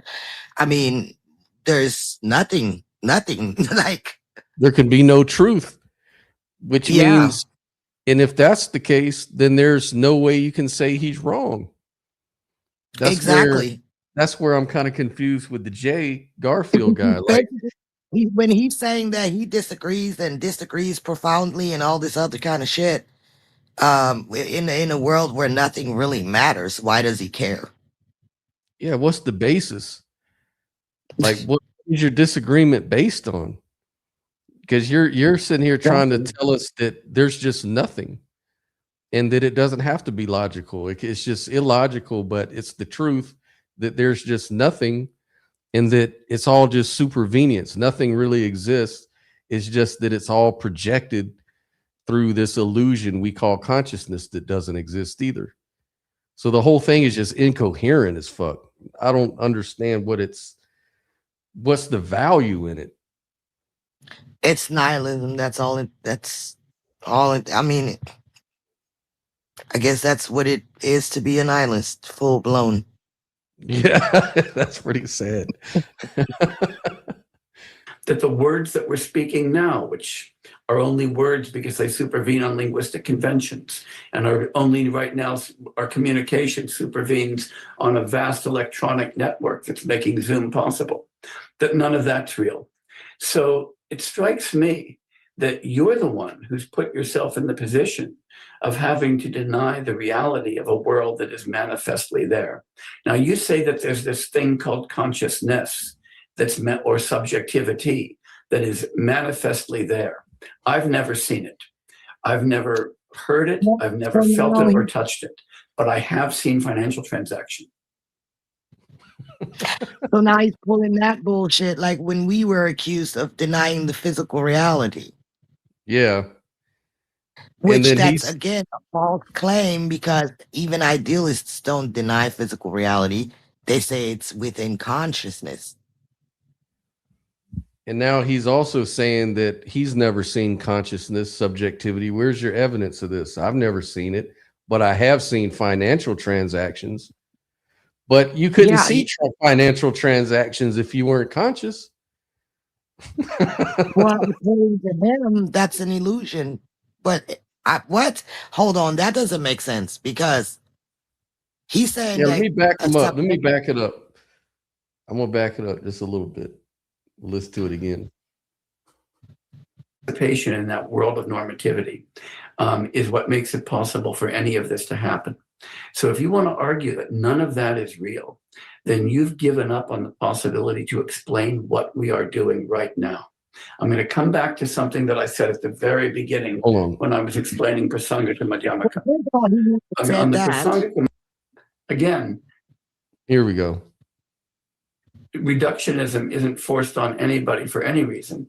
And reductionism is even a bad theory about how levels of discourse in science work. We don't think anymore, as we might have in the 1920s, that psychology is reducible to neuroscience, that neuroscience is reducible to chemistry, that chemistry is reducible to physics. We recognize that we've got supervenient phenomena that don't simply reappear at other levels. That's part of what it is to say reducible to. And the reason is because the same financial transaction can occur with wildly different instantiations. And it's also true that it has got no local supervenient space. It's got a global supervenient space. So reduction isn't even on the cards here. And no serious economist has ever said, time for us to figure out how to reduce economics to physics. I think most scientists, more than 99%, would tell you economics is reducible to physics, just as chemistry is. Hey, Robin. I think you're going back to a problem that has been with us since the beginning of the Western tradition, which is the problem of generalizations. I mean, is there something to dogness other than individual dogs? Dogness is an abstraction that we make. Even the distinction between two species is an abstraction that we make. There are perfectly good grounds to say that two human beings with different genetic codes could be said to be different species, because what distinguishes species are differences in genetic code. So we find a gradation that linguistically makes it useful to use the concept of a species, and we apply that boundary to the world. But that's an epistemic move. It's our abstraction making, it's our concept making to allow for communication and reasoning in a way that is efficient and useful. So I would say, for the same reason, that the only way to say that there exists dogness beyond individual dogs, which is the same thing that you're trying to do when you say there exists a financial transaction that can repeat under different substrates at different moments in time. It's an abstraction. To say that exists, you must say that it's archetypal. you must say that there is some primordial template in nature, and that's like a Jungian. Schopenhauer and not only Plato, in which individual dogs are imperfect expressions of that fundamental template. I can go along with that, but that's not what you're saying. No, Because you're saying supervenes. So in saying that, you're basically denying this avenue. And when you say it supervenes and therefore it's not archetypal, then I would say, well, then there is no dogmas. There is no financial transaction. There are only dogs. You're deeply confused here. There's nothing Platonistic about supervenience theory, and I'm certainly the last person to be Platonistic about universe. That's what I said. That's what I said. Because you appeal to supervenience, then you are not appealing to Plato. That's what I said. That's right. But that does not mean that individual financial transactions are unreal. This is a way of demonstrating they are real, but they are reducible. There's nothing to them. They are real, but B, they are not reducible. The idea that there's a reduction there, and so you want to tell me that 99% of scientists believe that the economics is reducible to physics? I challenge you to do that poll. I have never. I think you can reduce monetary transaction. I guess it's debatable within philosophy, but I don't know what this has to do with supporting his. Well, I guess his argument is nothing exists, and supervenience is that nothing. Okay, but I don't understand that. I'm at this point lost and honestly fighting sleep. Yeah. Because I'm trying to figure out what he's actually saying. And so if you could break it down for me, please, because he's saying. So they're talking about on reduction, reductionism. So the whole argument that Bernardo Kastrup came up with is that consciousness is reducible to subjectivity, and all things are actually reduced to subjectivity. That was his argument. And so now he was saying, well, reduction is a bad way to find out about truth. And so he's saying it's more like supervenience is what reality is. What's real is supervenience, okay, like monetary. What exactly is supervenience? Supervenience is kind of like a projection that we project onto reality. Kind of like, that's why he used the monetary Like we transaction. impose it. Like, is it synonymous to the word imposing? Yep. Let me pull up the definition. What is supervenience? It's a relationship between two sets of properties where only one set depends entirely on another. The standard way philosophers say it is A properties supervene on B properties if there cannot be a change in A without a change in B. So in simple terms, if two things are identical in all B properties, they must also be identical in A properties. But the A properties might still be explained in different ways, even if they depend on B. So an example could be like, consider a painting. The images like faces, trees, or shapes equal higher level properties. The paint molecules on the canvas equal lower level properties. If you change the image, you must change the arrangement of the paint molecules. So we say the image supervenes on the paint arrangement. Does that make sense? Nope, I don't understand that. Sorry, I'm confused. Okay, I'm so reading, like you can use paint to create like a million different pictures. But what makes the difference is what you intended. So the image is not identical to the paint, right? It's how you use it. So it's supervening. The image is supervening, in that way. Right, so it's like saying that it depends on the will or the intention that you impose on it. Yeah. Like Many physicalists will say mental states supervene on physical brain states. What this means is two identical brains cannot have different mental states. You know, it But supervenes, is that correlate. true though? Is that even proven?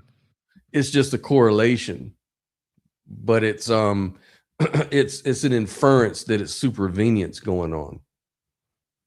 But that's just interpretation though. And that's why Bernardo Kastrup is arguing for reduction. He's saying that actually financial transactions reduce to the levers, to the money, to the handing of money, to all those things. That's where financial transactions reduce to, ultimately down to the atoms that make up dollars and stuff like that. Like there's different properties that it depends on for that transaction to take place. And then in the same way, consciousness. Okay, but I don't understand that. This is where I get fucked up at. He's saying that the only thing that's real is the physical then. And he doesn't believe in subjectivity, which means he doesn't believe in your own individual experience of that. And he calls it a delusion or an illusion, but yet he's also saying the only thing he sees is the actual money, the actual transaction. So that's not an illusion. Right. He's saying that's the only real thing is the transaction.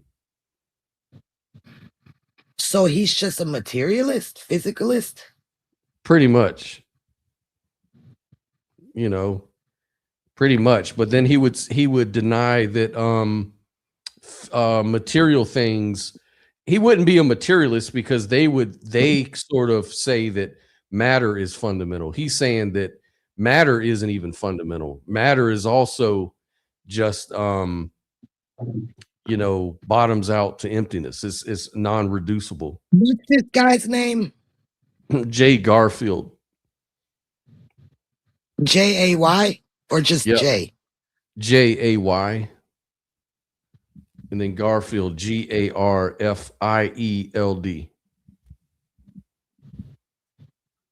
I'm looking him up real quick. Because he's confusing me. Yeah, me too. That's why you know it's true. If it was lie, it'd be easy to understand. Okay, so it says that Garfield is best described as a non-reductive physicalist who defends Madhyamaka Buddhist emptiness and rejects the idea of intrinsic essence, including intrinsic consciousness. Oh, so that makes sense. So he is a physicalist. That makes sense. That makes sense. Yeah, but how can you be a physicalist and believe in nothingness? In emptiness, right. I do not understand how that fucking goes together at all. It says his core claim is, the reason I'm resorting to this is because he's never really been forthcoming about his actual view, or maybe I'm too dumb to get it, but it says his core claim, nothing has intrinsic nature, everything exists relationally, independently, objects, selves, and even consciousness lack independent essence. This is sometimes called emptiness. So he rejects substance, metaphysics, Cartesian souls, intrinsic mental stuff, fundamental metaphysical building blocks. Wow. With self-nature. That is bad. It's mind-boggling. That's some bad ontology. Yeah, I think like he said, that's completely that's a complete paradox, and it seems completely irrational. Yeah. That breaks down to incoherence, man, like straight up. He literally believes the universe came from nothing. Yeah, it says his overall framework you could summarize Garfield as relational ontology and naturalism and anti-essentialism and Buddhist emptiness. So in other words, a confused motherfucker. Too much DMT. No, that's not wild. enough. Yeah. He says, it says he thinks reality is dependently arisen. Now, what the fuck does that even mean? Dependently arisen. Man. Relations. So relations Yeah, are but right, but if relations are the foundations, how do the relations even take place without the fundamentals? well, remember, there's no such thing as contradictions. Oh God, I can't do this. Because he said contradictions don't give him a problem. So- Yeah, well, he's absolutely clinically insane. yeah, yeah, this is crazy. Let's see how Bernardo responds.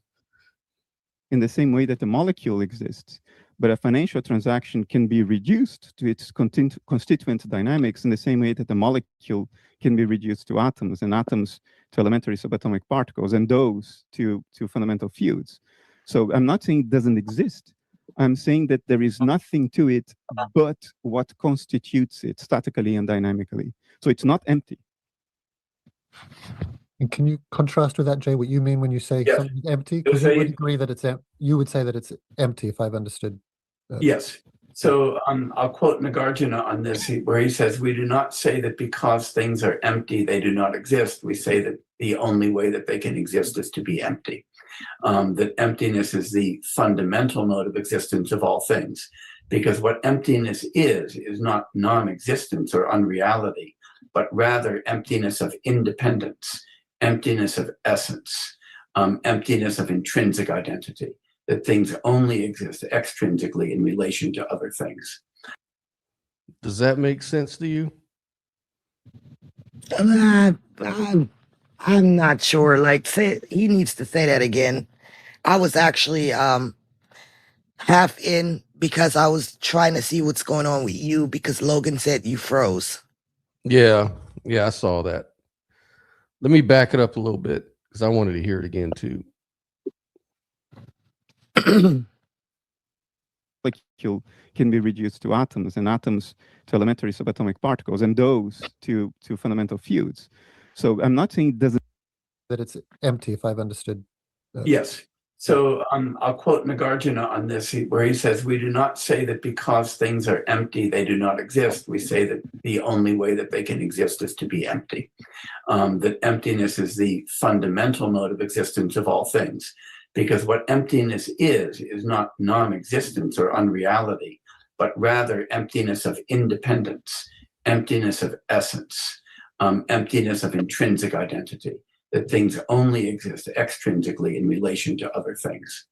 And so I don't see emptiness as an alternative to existence. I see it as the only plausible analysis of existence. Oh, Okay. So let me see. He's saying that things only exist based upon someone else observing it, yeah, like in relation to other things. but not a fundamental consciousness, for example. Yeah, right. That is strange as fuck, man. Yeah, I don't know. It's kind of hard to wrap your head around if I understand what he's saying. That's the problem. Like he's saying that existence isn't empty, or emptiness doesn't mean things don't exist, but things exist because emptiness is the way that it can exist. So whatever Yeah, that, it sounds like a different- deepity. Okay, Sounds so really I deep. asked the chat GPT to get to the bottom of this because this is really fucking my brain up. So I asked the same question that I just asked, and it says, good, that's a sharp question. So let's slow it down carefully. Short answer, no. So he's not saying what I'm asking. He's not saying things only exist because someone observes them. That would be closer to idealism or observer dependence. What he's saying is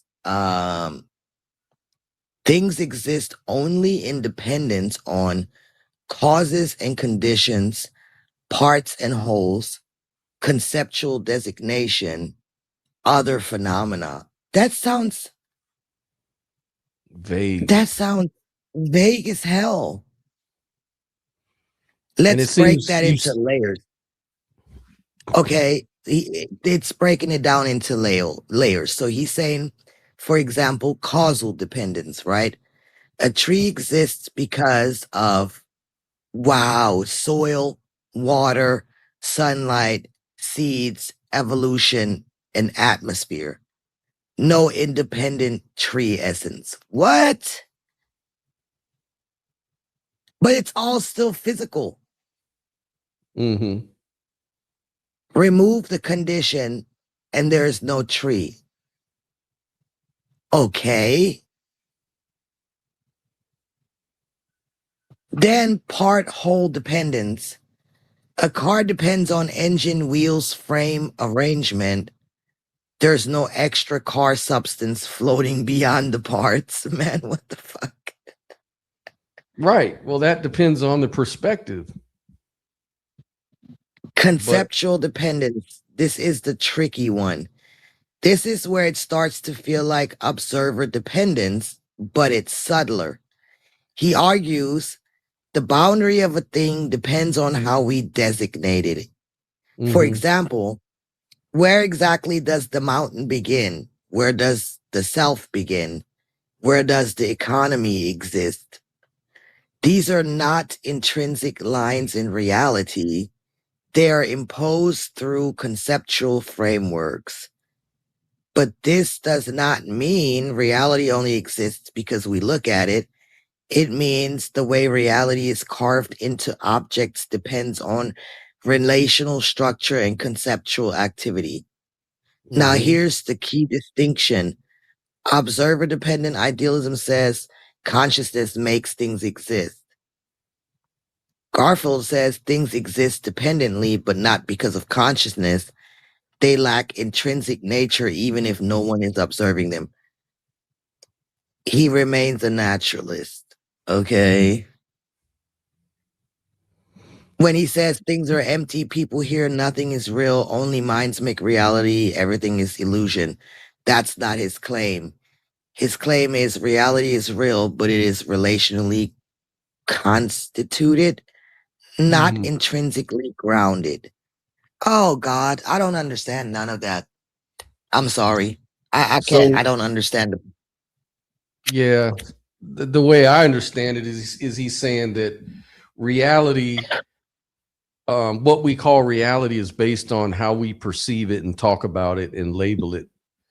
But none of those labels or concepts exist about reality if no human minds were around to make those designations.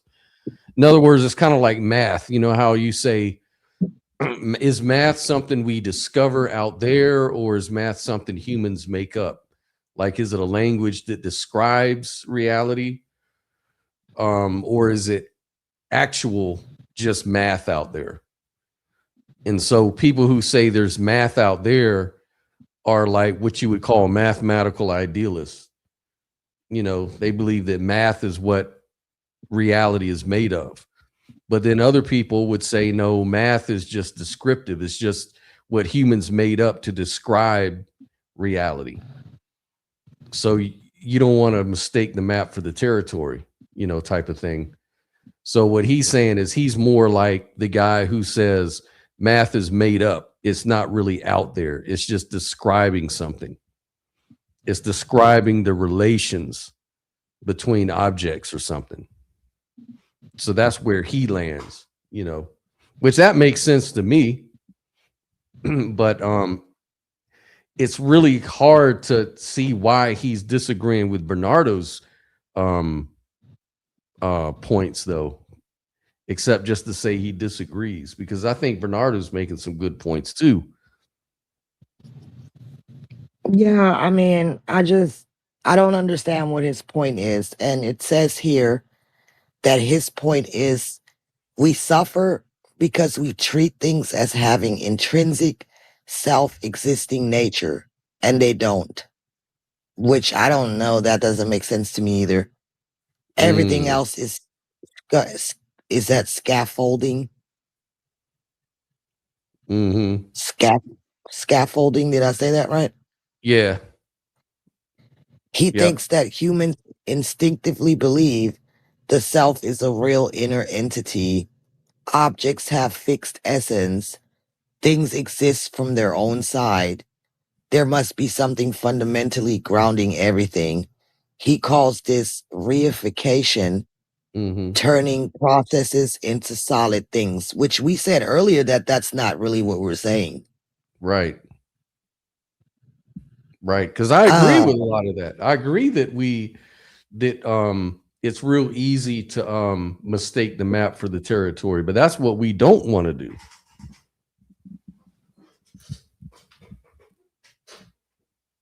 He's saying if nothing is intrinsically grounded, loss is less absolute. Identity is fluid. Concepts are tools, not ultimate truths. Reality becomes process, not substance.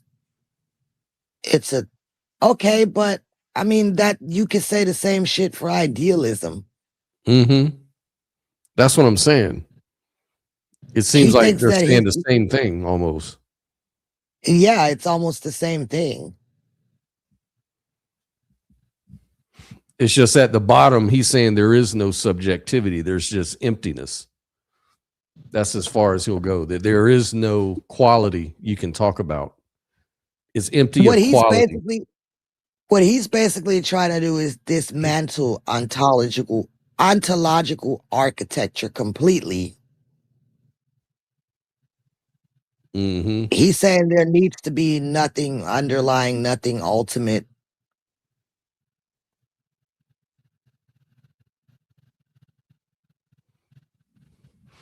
The groundless reality. Yeah, but it's just weird because, like, okay, so he says, stop trying to freeze the river into a block of ice, basically. Reality is flow. We freeze it conceptually, then we suffer. But I'm like, we can say the same thing for idealism. Mm-hmm. It's just a focal point, and consciousness is infinite, so to speak. Mm-hmm. Yeah. And that's the limitations where the suffering and all that, like taking that too serious, like holding on to that. Yeah, but that's what I'm saying. We can say the same thing as idealists. Mm-hmm. Yeah, even a physicalist could say the same thing. Like, right. It's trivial, in other words. Anyways, let me get through this. We're almost at the end. Emptiness also in that tradition is characterized as groundlessness. So the view that there is no fundamental ground, there simply are networks of interdependent things. And I think the biggest disagreement between us, is the disagreement over whether there is a need for there to be a fundamental ground. I think the notion of a fundamental ground is largely incoherent, and Bernardo thinks that it's necessary.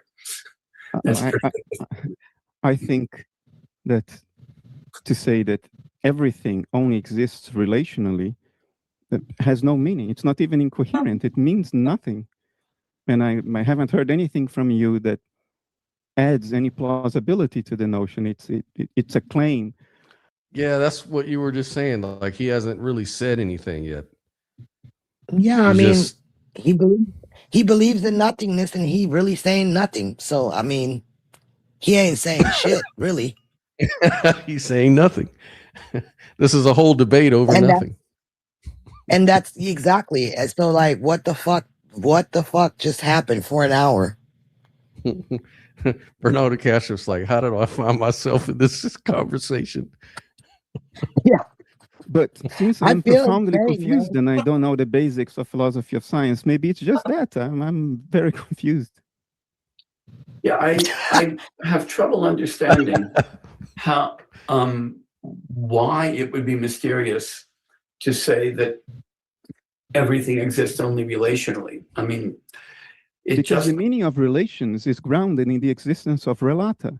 yes, but Things it's that not relate. it's not grounded in the idea that those relata themselves are not also systems of relations. If they are, then you have infinite regress, and it is Yes, vicious. and there is nothing wrong with an infinite regress.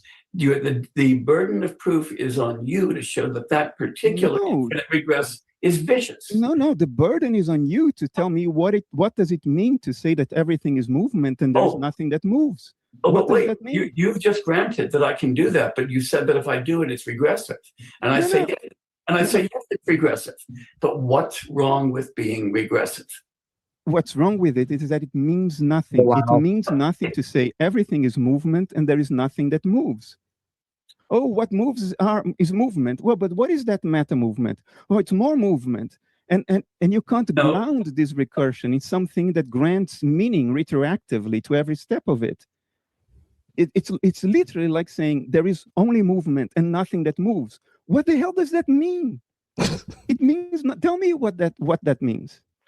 Nobody ever said that there was only movement. There's nothing that moves. Well, if you say there's only relations and no relata, that's what you're saying. I'm trying to just illustrate that. I noticed that I didn't even say that. I said the only kind of existence things have is relational, so that nothing exists except in the sense that it's related to other things. Now that posits both things and relations, but it argues that things are dependent upon the relations in which they stand, and relations are dependent upon the things that they relate. The interdependence goes both ways. The big difference between us is you're asking where's the ground, and I'm saying there's no ground.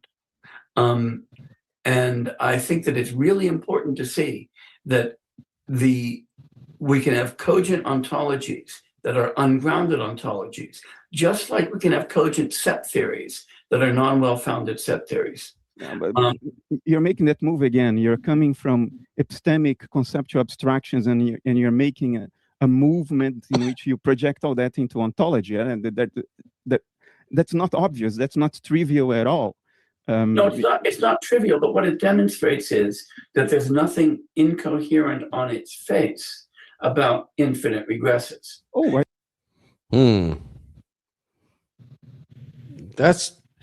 That's true. I guess mathematically I don't think there's anything that debunks infinite regress, but it's not the most parsimonious explanation for unknowns like metaphysical claims.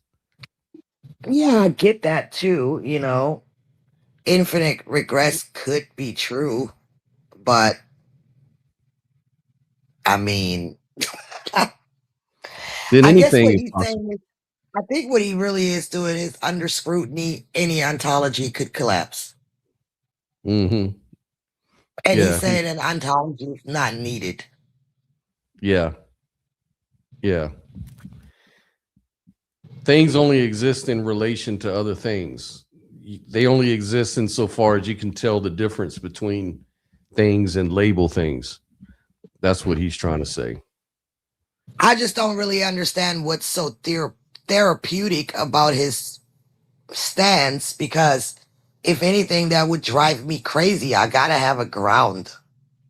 Well, maybe this has to do, maybe this connects with the Buddhist teaching of unattachment.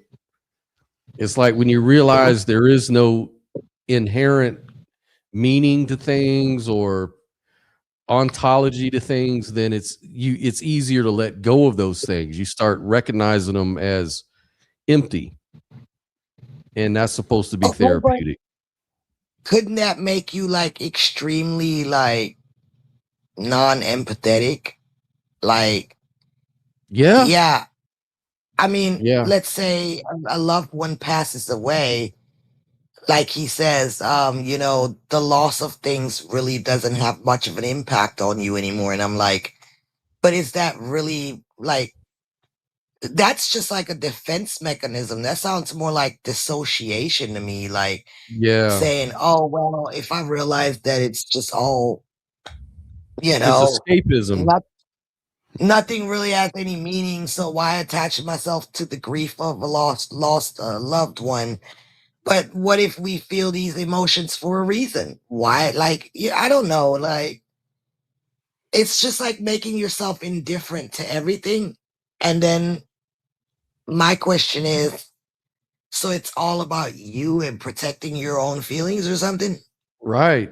And then where can you find the value? Like, you know how they say, you know, there's no victory in war without a risk, you know, in pain and all of that. Like there's got to be, we've got to play this dualistic dance in reality.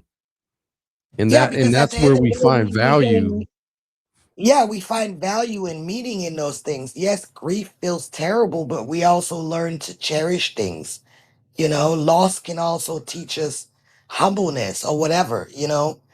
So I don't really agree with him that much because he, at the end of the day, yeah, he just sounds like a nihilist that says nothing really matters. Pretty much. I mean, there's like a balancing act with Buddhism, I find. Like it's more, the more I look into it, it's almost like it tells you this is very virtuous, very wise stuff, but don't take it too serious. That's the like with all the stories and the analogies, you know, that are given, you know, like the tree in the lake analogy and stuff like that. It's almost like saying, yeah, there's virtue in giving, but don't take it too serious because then you become a loser, you know. I think we could practice non-attachment in a more healthier way. Like you're Right. gonna you're gonna experience grief when you lose a lost one. I mean a loved one. But you can also, you know, work with acceptance to just be able to accept that this is eventually going to happen to all of us. And Mm-hmm. so we have to, on one hand, accept that death is a part of reality. On the other hand, we can grieve and work through those emotions of loss. Right. Accept that there's loss, not deny. It's like too much escapism can't be healthy. You know, Yeah, like accept denying it reality. and You work. can't deny reality though. Yeah, and that's basically what it sounds like. Like, oh, it's not really that serious. It's just all an illusion. You're just on a It's trip empty. and it really doesn't mean shit. So do whatever you want. Just dissociate yourself from it all. Yeah. It sounds like escapism to me.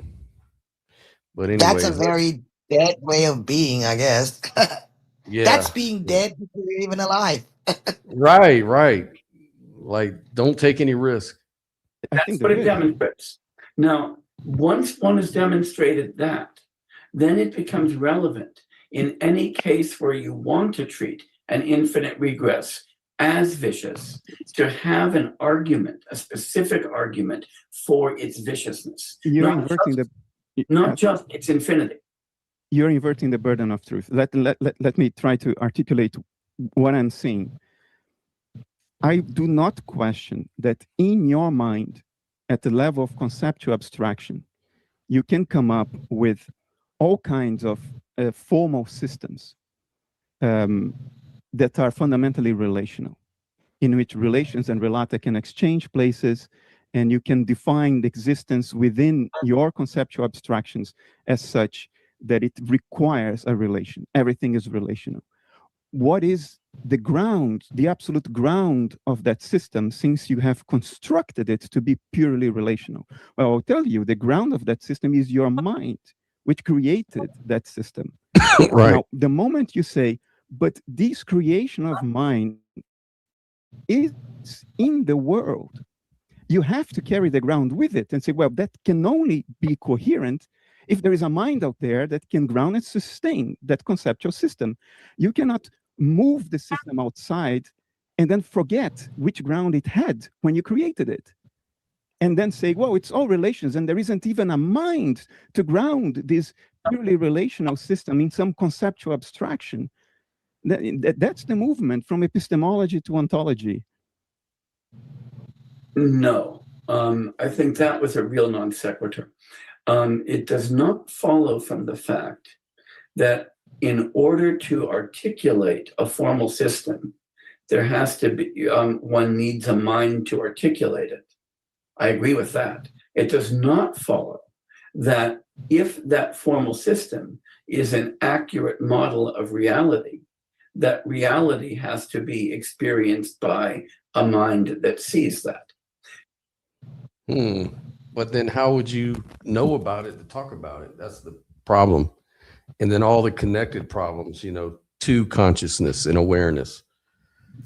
It's just him saying that, you know, now we need you to justify it, it seems like, that claim. Yeah, this is one of the hardest ontologies I've ever had to try to wrap my mind around. I'm not even gonna lie. Yeah. I will really have to get into that and study it for a while, because as of right now, it sounds like nihilism to me, but ChatGPT is arguing me down that it isn't nihilism, that it actually claims to avoid nihilism. And I'm like, how? So I'm very confused about this. And I share in Bernardo Kastrup's pain here, because this just absolutely seems extremely incoherent to me.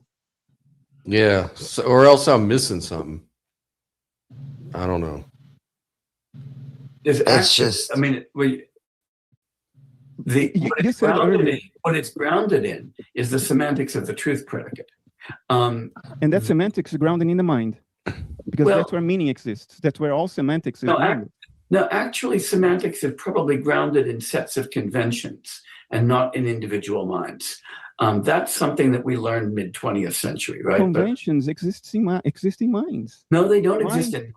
They are constituted by networks of minds. They do not exist in any single mind. Reread the private language argument. There is nothing to networks of minds but minds. They're always grounded in minds. You said earlier that you have no acquaintance with your subjectivity, your consciousness. I almost fell off my chair, because what that told me is that what you're talking about when you talk about subjectivity and consciousness cannot possibly be what I mean by it. Because it's the only thing you have ever been acquainted with, unless you're a philosophical zombie. Oh, I'm absolutely convinced that we're all zombies in that sense, and I've certainly been without that. Well, there you have it. There he said it. He's a philosophical zombie. He's a damn neurodivergent. That's fucking what it is. He's seeing it from the lens of someone who doesn't have an intrinsic internal self. So there you go. This is not some fucking philosophy. This is an expression of a neurodivergent. Yeah. He said he's happy with being a philosophical zombie. He thinks we all are. No, that's just what he thinks, because he's one. Yeah, right. That is exactly the argument I had with my ex when we were talking about qualia. He was so confused about what qualia even is. And I was like, it made my hair stand up, because he didn't understand that we all have qualia, meaning we have our own subjective experience. And he kept saying, no, there's only objective truth. Just like this guy said, the only thing I see is a transaction.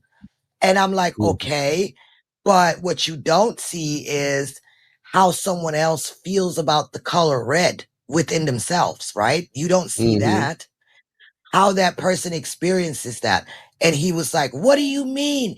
You can't experience that. It's red. It's objectively red. That's it. That's all. And I'm like, no, that's not it. That's not it. You can look at the color red and experience it in a completely different way. You can look at it and get mad. You can get at it and look at it and get sad. Or it could, or remember something. I may look at it and fucking feel romantic. Like, there's a different experience for every person on how they experience objective things. And he just couldn't relate to that because he assumes that everyone else has absolutely no type of experience looking at the color red, just Well, like he does. This is where I think physicalism is going to lead you inevitably.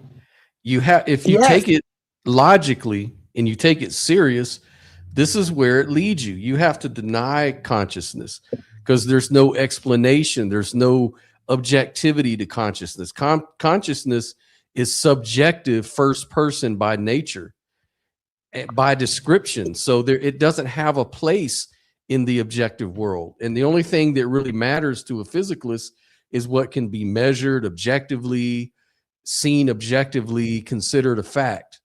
That's the only thing that really counts.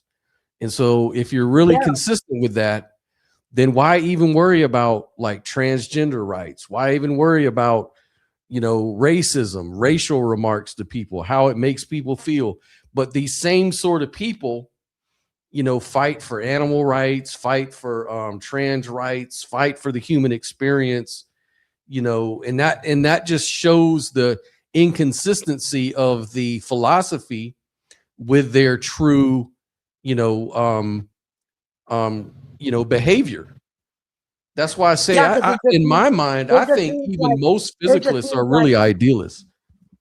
It just seems like virtue signaling at that point, like you just trying to appear human, because really those types are very mechanical and they basically experience themselves as a machine that is triggered by their physical desires, Right. more like impulsive. You know what I mean? Yeah, it's And postmodernism. It's this whole thing of, and now you've got the cancel consciousness movement, and so many people are getting on board with this idea. And some of these people are saying that whatever consciousness is, AI has it too.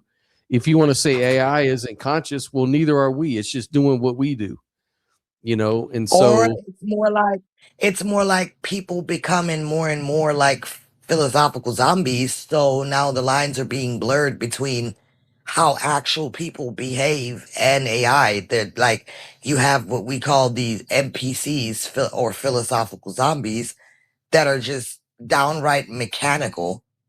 mhm. And I mean, this shit is mind-boggling. But he said all this shit just to turn around and say, well, yeah, we're all philosophical zombies. Yeah, that's the argument right there. So you did all of that just to say that you're someone that that is a neurodivergent person, basically on the antisocial personality disorder spectrum. Yeah, apparently. I'm like, wow. Let's see No what wonder Bernardo it's so says. it's so unrelatable to us. Right. It's hard to catch it, man. Then the discussion will go nowhere. There are beings who are conscious of things, including conscious of our own states, who then suffer from the illusion that we're somehow conscious of that consciousness. Okay. Well, I That is one cannot of the pursue this. Yeah. This is too much for me. Okay. This may be a good place to stop. Wow, Bernardo lost patience. Yeah, because you cannot get anywhere with a narcissist. You just can't.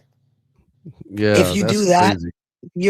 if you do that, it's just you're trying to relate to something that's just doesn't come natural to yourself. And if you continue on and on and on with somebody like that, it's like you start to lose touch with your own, like you start questioning your own reality. And I agree, it's just too much. It's overwhelming to try to put yourself into that mind frame, man, because it's basically you're talking about someone who doesn't really experience an intrinsic inner self at all. Like a collapsed frequency, basically. Yet he can tell you you're wrong. That seems self-refuting. I mean, did he bring any sort of wisdom to the table? Like, is there anything we learned from that we could benefit from? What I learned from that is that he's very much like, what's the philosophy that thinks only your mind exists? I'm Oh, sorry, I forgot. solipsism. Yeah, he sounds like a solipsist because he just assumes that his lack of inner experience must be everyone's experience. And so he's basing a whole ontology based on his own inner experience Mm-hmm. Mm-hmm. or the lack Yeah. thereof. Because how could he So know? How could he know other people are philosophical zombies? You know? exactly, he only is aware of, he's vaguely aware of his own lack of awareness. And then Yeah. he just projects that onto everyone else, and he's developed a whole ontology about that. But like I said, I've had a lot of experience with people on that spectrum, and that's exactly how it feels trying to live with them, get along with them. It doesn't work. It's two completely opposite, um it doesn't, it causes way too much friction. Yeah. So do you have any time you want to invite people to the stage and maybe see if they have any questions or anything? Sure. All right, I will put the link out here and see if anybody wants to join and interact. You have any thoughts about the debate, idealism versus Buddhism, and nihilism and emptiness and all that kind of stuff, even though it's not supposed to be nihilism, I guess. But I've got the link in the live stream if you want to jump on and share any ideas or thoughts or have questions or whatever. We're here for it all, man. We are here for it.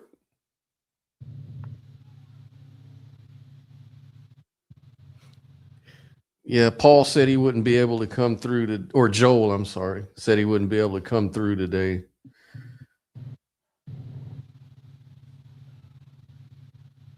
No. We need some interaction, but yeah, but overall the debate, it was kind of it kind of didn't do anything for me though, Well, it didn't, because like I said, dude's basically talking about there is no such thing as an inner core, an inner something that's more than what meets the eye to you as an individual. There's just mechanics. That's pretty much what he sounds like to me.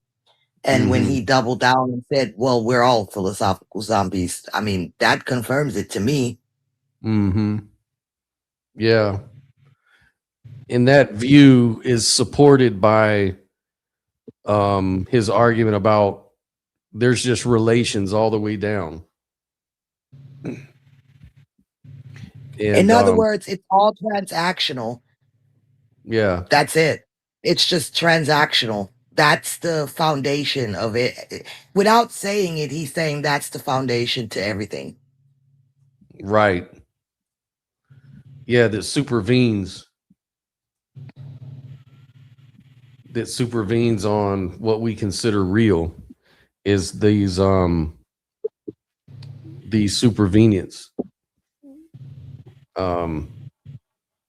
So yeah, he doesn't believe in structural realism. So they're like, there is no intrinsic nature to anything. Yeah.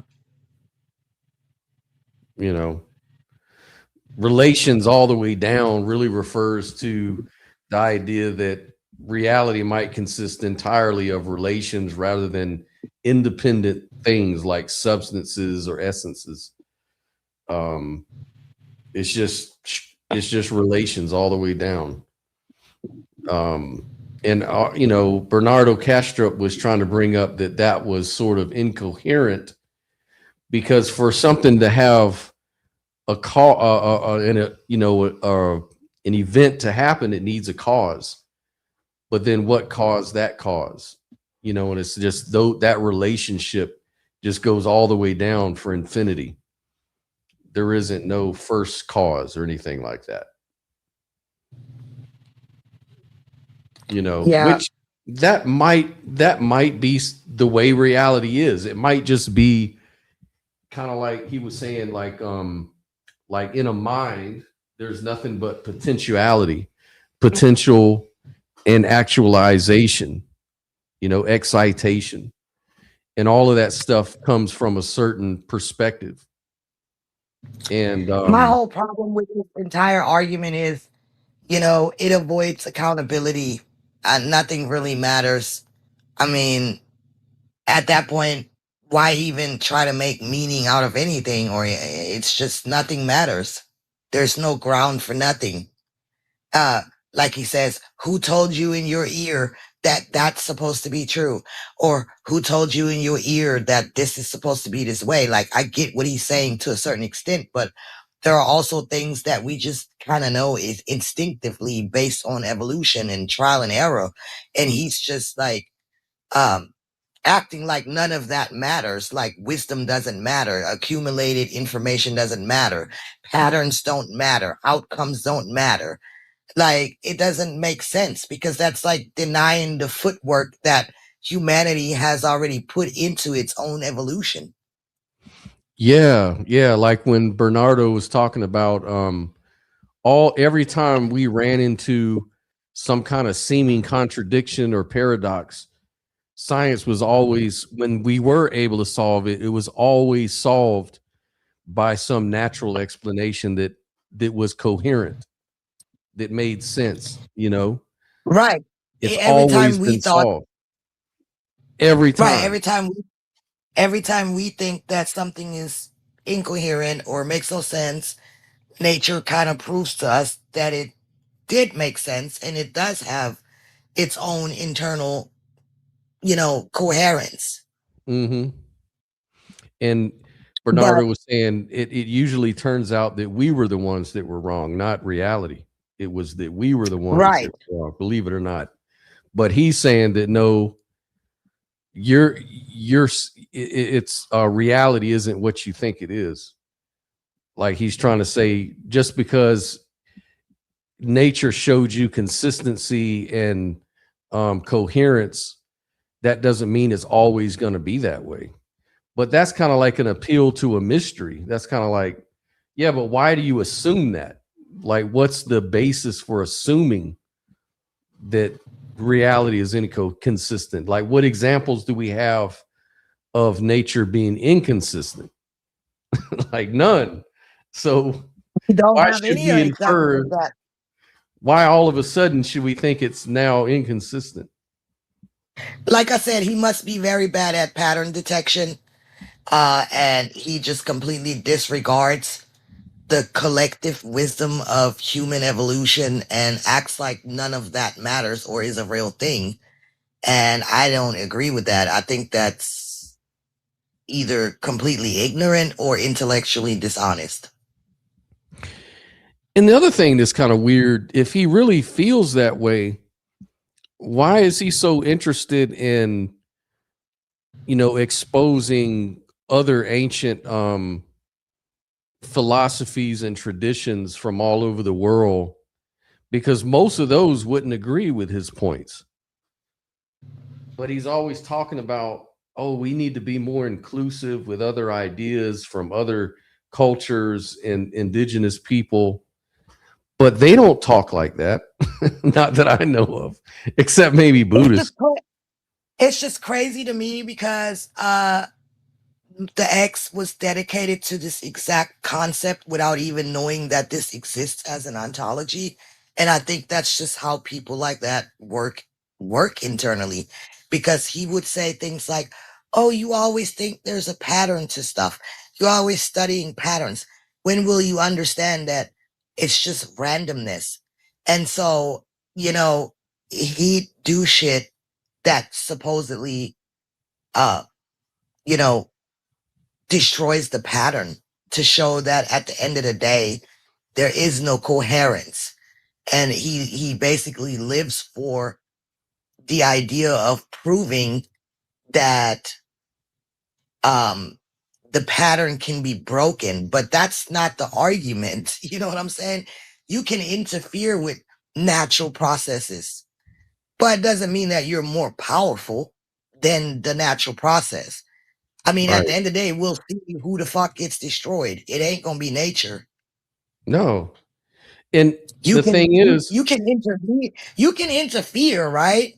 You can say, oh, well, this is the pattern and that's what it's always done, but I can fucking interfere and I can cause this reaction.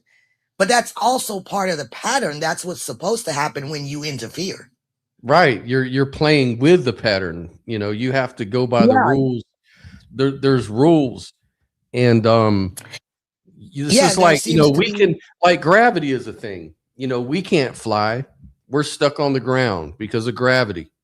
Yet we Right. got rockets to the moon. Well, how is that?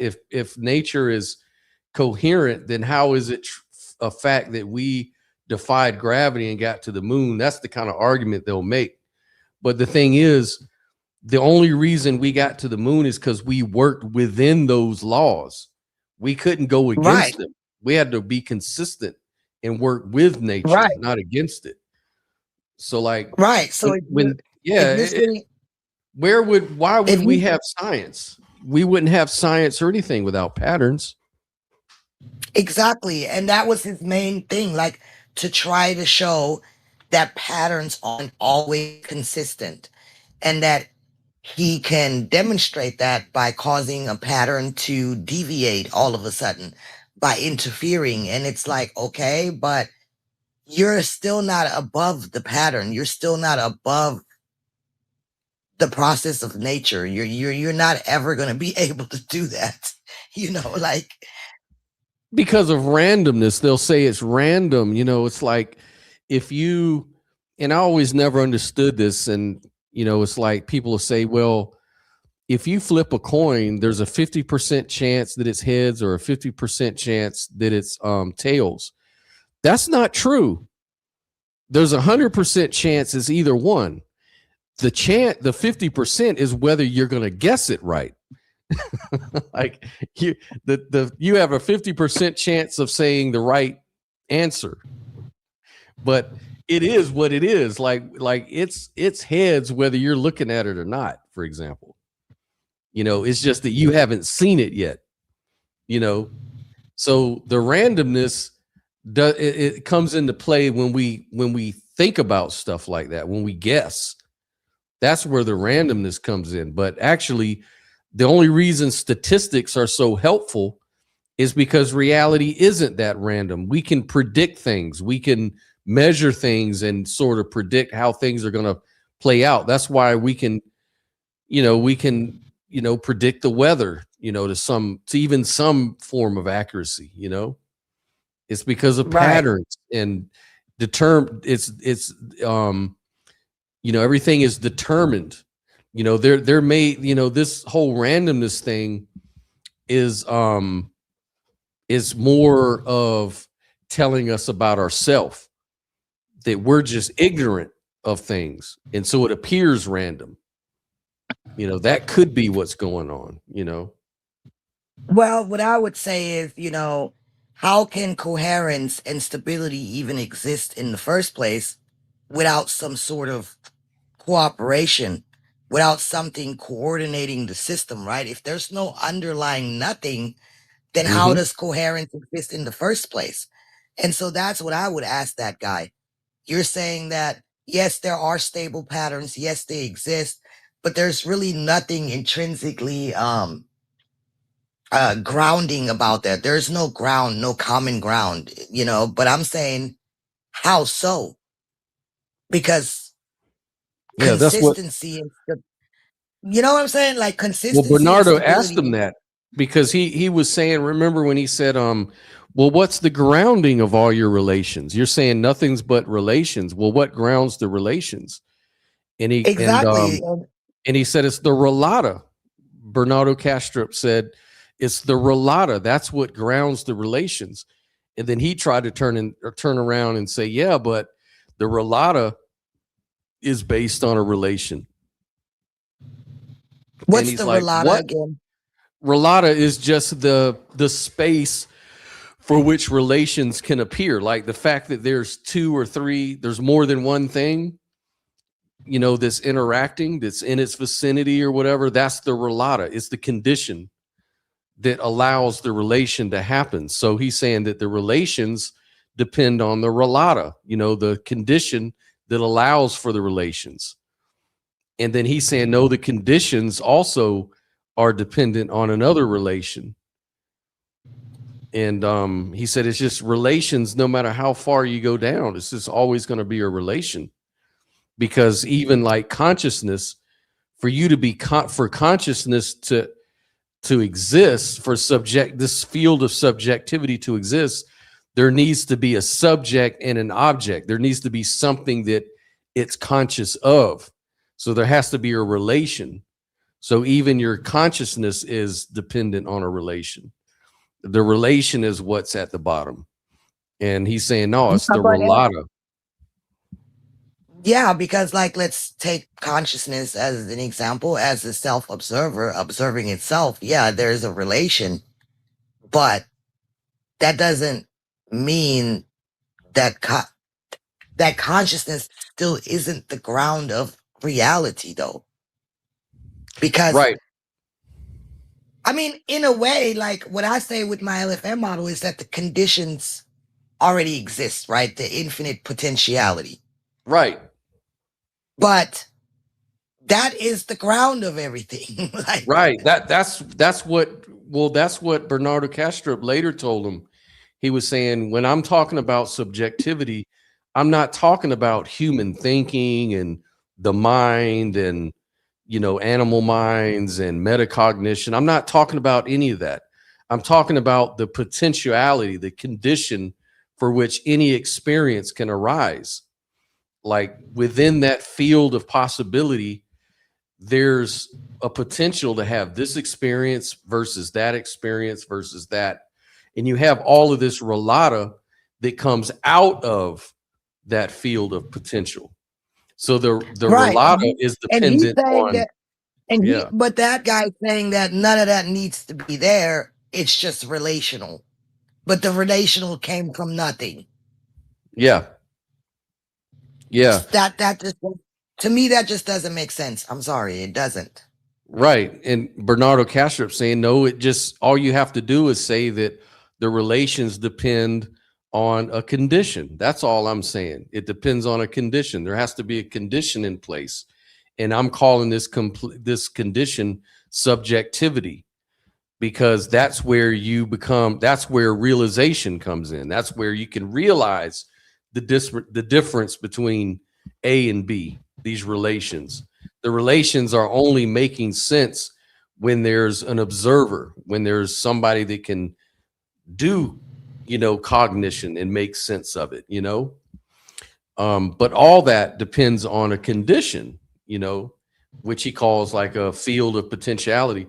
And then his way of getting around it was to say, he came out with that straw man. Remember, he goes, yeah, but the only field that I'm aware of is the quantum field. And there's nothing about the quantum field that says it also has the property of consciousness within the field. So your whole thing just doesn't make sense. Again, you're wrong. And he was like saying, no, I'm not talking about consciousness is a property of the quantum field. Like, he says consciousness isn't a property. It's like, that's my point, is it's the condition. It's the condition for which any possibility or impossibility could be known, you know. Go ahead. Yeah, I mean,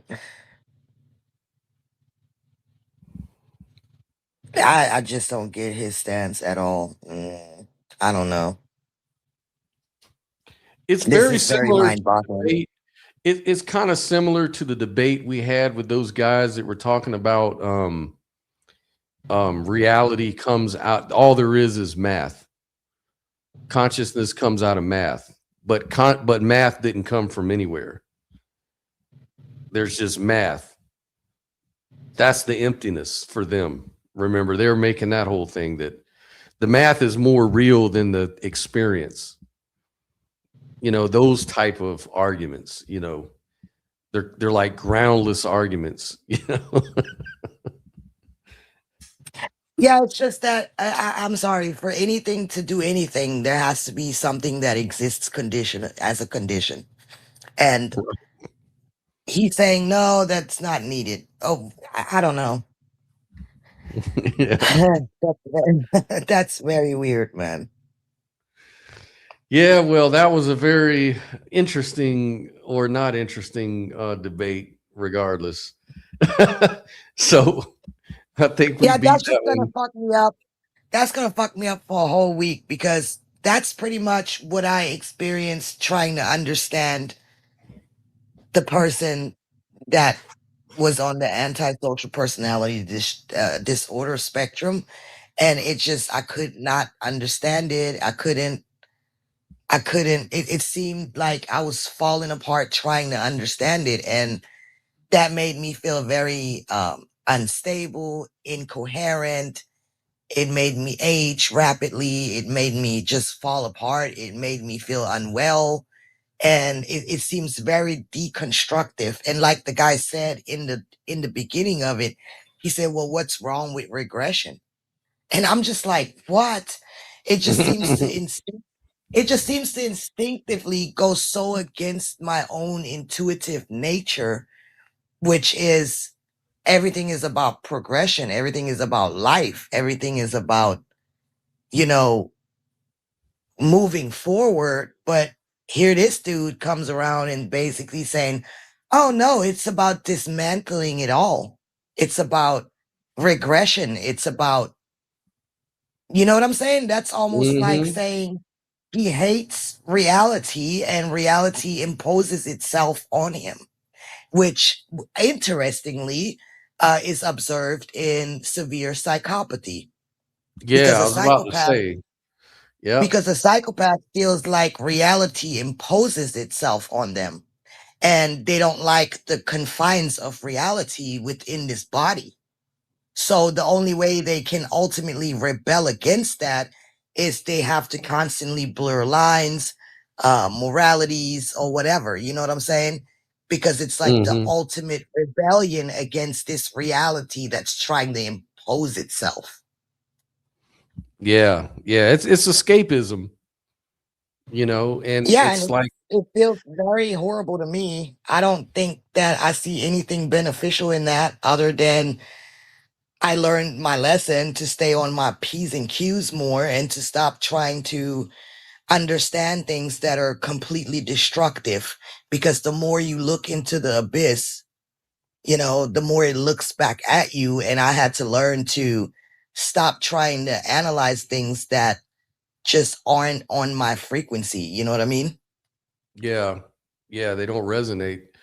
And also too, even from like a logical standpoint, comparing the two views, um, because I think Jay was talking about, well, this monistic view is unnecessary. It's unnecessary to, you know, talk about monism like there's just one primordial substrate, if you will, that from which reality comes from as an explanation. That's But unnecessary. see, He belie- that he just doesn't believes in, make sense. yeah, he It was just trying to say there everything has its own substrate. Like there's just an okay, infinity. but reduce that to, like, let's say a relationship or a family structure that practically seems to function, but then there is no common goal. How the Right. fuck are you going to establish coherence and community when everybody has like their own, shit going on?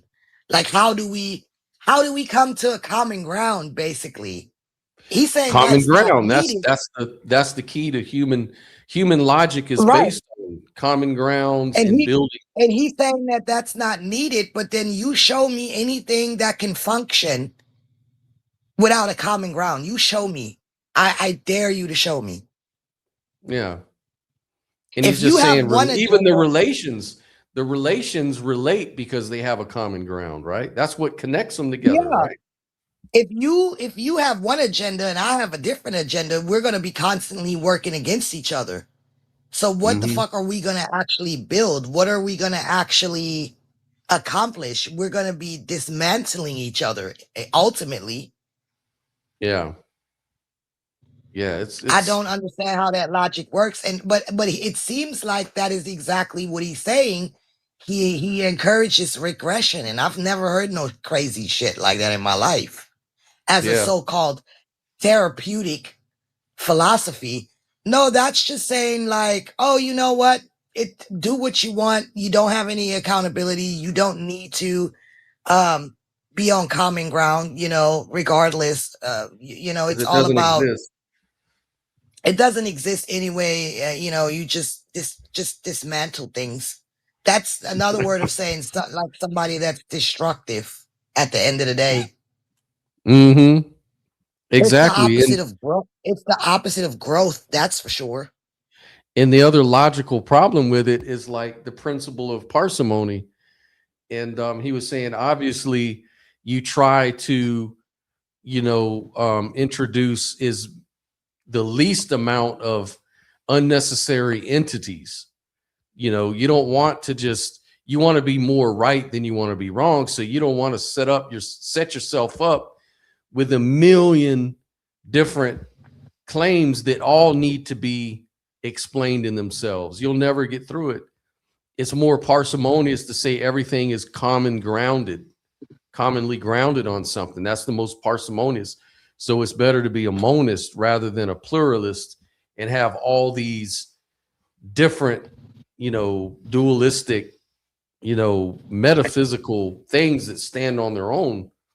Like that's like Yeah, an but infinity. like we said, was it last segment? I don't remember, but we were talking about monism and you know how in monism there's a common ground, right? That's underneath it all. And we see this in reality, in the physical world. You know what I'm saying? Mm-hmm. What's the commonality between ice and water? Right. That's right. Yeah, The ice is H2O, ice, man. water. Yeah, ice is ice, water is water, but it's, you know, like It's all of the same different substance. it's all the same, and you can express yourself differently, but that doesn't mean there isn't a commonality Mm-hmm. Exactly. or Sun ground, Kin you know. says it's both fundamental and emergent. Yeah, there's emergent properties like the fire triangle.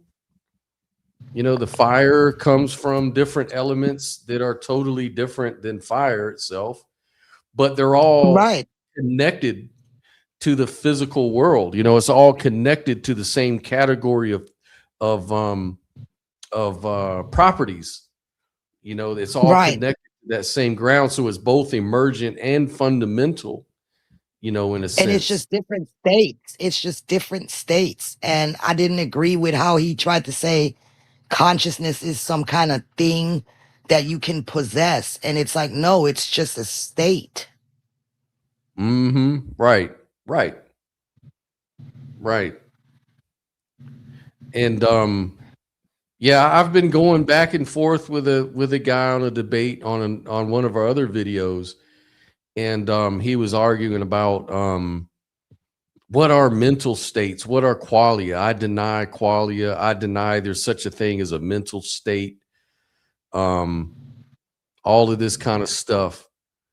And I just keep asking, like, well, what you deny an experience, then how do you know anything if you don't experience anything, if there's no qualitative aspect to it? And then he's like saying, well, there's nothing about what it's like to look at the color red. Like, can you tell me, he was asking me, tell me, what is this, what it's like? You can't even explain it. I'm like, yeah, of course, because it's subjective and it's internal. Right. But it exists because you can tell the difference between looking at red and looking at blue. There's what it's like to see blue, and then there's what it's like to see red. That's what I mean by what it's like. Whatever that is, that's the what it's like.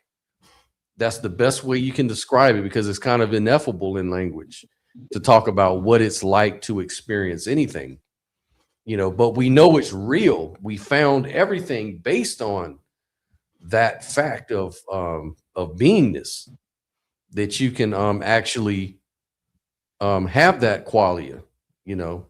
But people who deny that, I just find that they have like some self-refutation going on, you know, that they're unconscious of. Yeah. I don't know. This whole thing seems very narcissistic to me. And the reason I say that is because it kind of dismisses lived experiences of others. It flattens consciousness in a way that feels almost dehumanizing, like everything's just mechanical. And in a way it is, but that's just the practical reality of it. You know what I'm saying? And then Mhm. it just kind of denies any deeper meanings or grounding to anything, for anything. And that to me feels very narcissistic, because that guy also gave me that vibe, like he's so above it all, like he's just so superior. And, you know, he had this like smug little attitude. There was no humility in him. I mean, that was just my personal observation. And it was like it was all about disagreeing before Bernardo even really got much of a word in. And Bernardo didn't do much of the talking. It was mostly him. And at the end of the day, he was talking about nothing. Absolutely nothing. Literally, literally. It just sounded like a bloviating about nothing. So if there's no meaning, if there's no ground, if there's none of that, then what are we talking about here? Nothing. And see, that's, you know, how they say there's a lot of people that talk about this quote unquote meaning crisis in America, because everybody's leaving religion, like they're leaving the church. People are falling out of Christianity by the droves. And now what people are finding out is there's a lack of meaning. Now people don't find any sort of existential reason, you know, to find joyful in their life. You know, they call it the meaning crisis.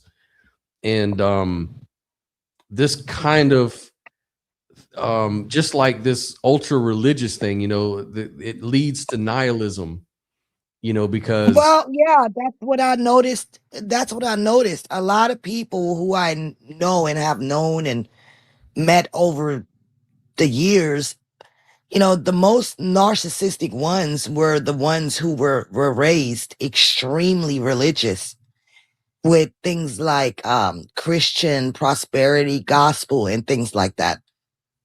And I noticed that this mindset of nothing really matters, do what you want, it's more like a rebellion against that, having been told how to think, you know, having been programmed to operate a certain way without having any kind of sovereignty. And I think this is almost like a rebellious act of trying to regain some kind of sovereignty. But you don't regain sovereignty by dismantling others so you can feel more superior because you sat there and let somebody fucking control you all your life. You know, it's like you're taking it out on the wrong people. yeah. And I got the idea with that guy. He kind of has it out for Western philosophy anyways. And I think he's got an axe to grind, especially with somebody like Bernardo Kastrup that promotes idealism of all things. That's got to be like one of the worst sort of philosophies for that guy. So I think he sort of had it out for Bernardo, it seemed like to me. Yeah, he kind of did. But I mean, out of all the philosophers that's out right now, I said out like it's some kind of trend, but you know what I'm saying? I mean, Bernardo Kastrup is one of the most logical, chill, laid back type of guys, I mean, that you can think of. I mean, seriously, I appreciate him. He's just very laid back. He just, like I said earlier, he's a very natural type of philosophist. It just comes natural to him. Yeah. And, you know, I like the guy. I don't see why anybody would get upset by him. I don't see it. I can't see it. I like Alex O'Connor too, and he actually, I'm pulling up a video where he talks he's about great that too. lack I of like meaning. him too. Hell yeah, I love Alex, but here And he for is, a young kid, he's really, I'm really impressed by him. big time. He's doing great.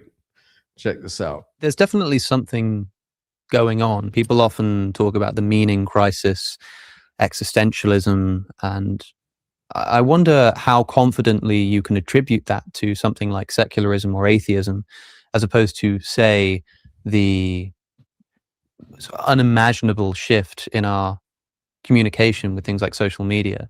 Right? Like if I sort of analyze my daily life and think, well, if I'm feeling anxious or depressed, why is that? Is it because I haven't been to church today because I don't believe in God? Or is it because I've just scrolled through a news feed that tells me that, you know, some country's just been bombed and has told me that my favorite celebrity has, you know, said something they shouldn't and now they're getting cancelled and I have to decide whether to cancel my subscription to their service, you know, and I sort of have 100 messages to respond to and emails and this kind of thing.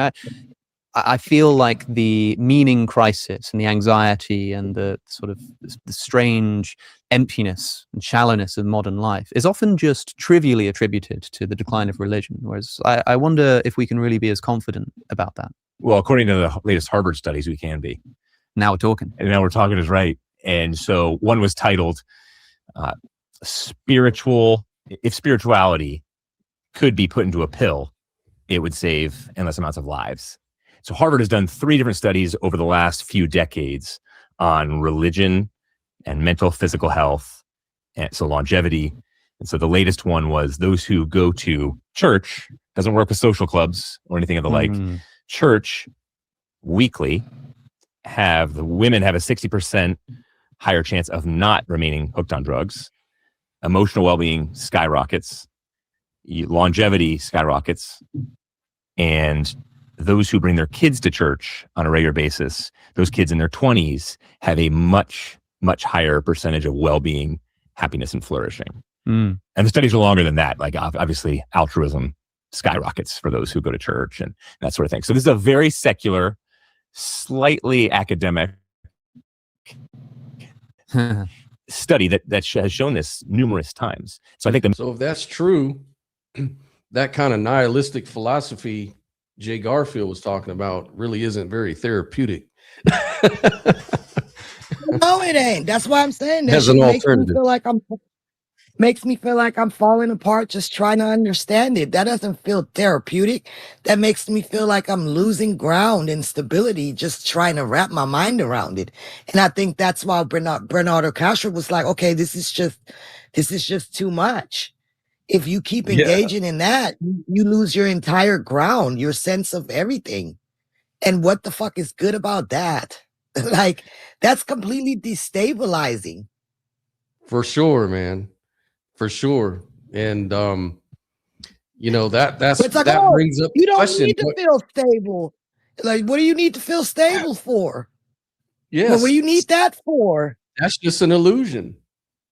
That's just an illusion, yeah. So you can come in and fucking take all my shit and fucking fuck me all over. Yeah, okay, motherfucker. I don't trust you at all now. Yeah, that's an illusion. You should let go of all that stuff. Here, give it to me. I'll take care of that for you. Yeah, you don't need to feel stable. It's all about dismantling and regression. Come on. Yeah, you're just an NPC. Sure, Bob. You're just a philosophical zombie. Like, you're taking yourself too serious. There's no inner nothing in there. Yeah. Actually, nothing exists. Man, that's terrible, man. I don't know, man.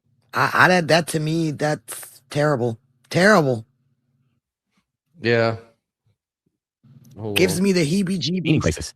Mm-hmm. Yes, it has a lot to do with church. I think you probably know Andrew Delbanco, who wrote the American dream. He was a secularist, and he charted the history of the U.S. and showed how it wasn't too long ago when the nation really elevated God and church. And then it kind of shifted to patriotism and focusing on country and fighting for your country. So still something outside of yourself. But now secularism has poisoned our nation because it brings a high level of individualism. We need Jesus again. That's what caused all this damn depression. You know what I'm trying to figure out? Is something as such as infinite regress even possible? Because once you reduce something to the point where it's irreducible, can it even go any further? Well, Bernardo said it can mathematically, but he doesn't think it can happen in the literal world. There's no reason to think it might apply to the literal world. And the other guy is saying, well, if it can happen mathematically, it can happen in the real world. But math describes reality. It doesn't prescribe how reality works. Yeah, but even in math, I don't see how that could work. Yeah. I guess. I mean, we'd have to come up with the language for the infinite negative numbers, I guess. Let me see. I'm asking ChatGPT about that. It says whether an infinite regress is coherent in reality is a debate in metaphysics. Philosophers disagree, and the answer depends on what kind of regress you're talking about. It says an infinite regress occurs when an explanation depends on another explanation endlessly. Can reality actually work like this? Some philosophers accept the possibility that reality could have no ultimate foundation. The universe may just exist without a final explanation, for example. Similarly, some interpretations of quantum mechanics or cosmology allow for a possibility of an eternal universe. And many philosophers argue that an infinite chain never actually explains anything. Like the intuition is if every explanation depends on another explanation forever, then nothing is ever actually explained. And This that is makes so weird sense. to me. This thing asked me, let me ask you something very directly. If there were an infinite relational network with no bottom, would that violate logic? Or would it just violate your expectation of closure? See, that sounds exactly like how, let's say, me and you, right? We're good friends. We do our show every week. And all of a sudden, I disappear forever. And now you're like, oh, wow, I got no closure. You're going to probably grapple with that forever. Why? What happened? What happened to her? You know what I mean? So I guess it depends on your goal. Like if you're interested in the truth, regardless of whether it's satisfactory or not, then you can look at infinite regress as logically conceivable. But whether it's really the truth in reality may not be the case or may be the case. In that case, you would just be agnostic. You'd say, we don't know. But to base your whole, worldview on an I don't know seems to be on shaky ground. Yeah, I mean, sometimes we don't have closure. Sometimes we just can't predict an outcome or whatever, or get an answer to things. And I think that we can say sometimes, well, I just don't know, and this is just something that I can't figure out. But that's not the same as saying that we all need some kind of fundamental something, some kind of stability just for practical purposes. You know what I'm saying? Yeah, well, that's why I showed the video about the meaning crisis, is because it seems like this was an example of, okay, the Christian church was the anchor. That was the foundation people relied on to find meaning in life. Well, now that Right. secular society has taken that grounding away, and now people find themselves having a meaning crisis. So, whereas maybe Christianity isn't true, maybe that grounding was false, but taking it away didn't satisfy anything. It didn't solve the meaning crisis. But if you're just interested in truth, you wouldn't care. You would say, well, if I know Christianity isn't true and it isn't the true grounding, then I'm going to mentally let go of it. I'm going to check out on it, you know. But if your whole purpose is to find meaning, then you should fight for Christianity, because look, it gives people meaning, grounding, you know. But then you're not really interested in truth. You're just interested in function or, you know, practicality, you know. Right. So I guess, you know, the other guy is saying to Bernardo, you're just interested in a satisfying answer. And what I'm trying to say is that that satisfying answer is probably, well, he says you're wrong, not probably wrong or could be wrong. Because, you know, Bernardo Kastrup says I could be wrong. He had said that I could be wrong. I don't know for sure, but I'm just following the best story, you know. I just don't see the point of going backwards. Let's just put it like that. Yeah. I know I keep freezing on this thing. I don't know what it is, Logan. What's the point? What's the point even of going infinitely backwards? I don't know. I guess I'm trying to think, you know, the only thing that I can imagine is that it's just an extreme way of holding on to the principle of unattachment. If nothing has intrinsic meaning, then you don't have to worry about it anymore. It doesn't mean anything. And I guess that's his point, is that would be better psychologically for people if they saw no meaning in life. Then there would be no meaning crisis, right? Because then you're not even worried about finding a meaning.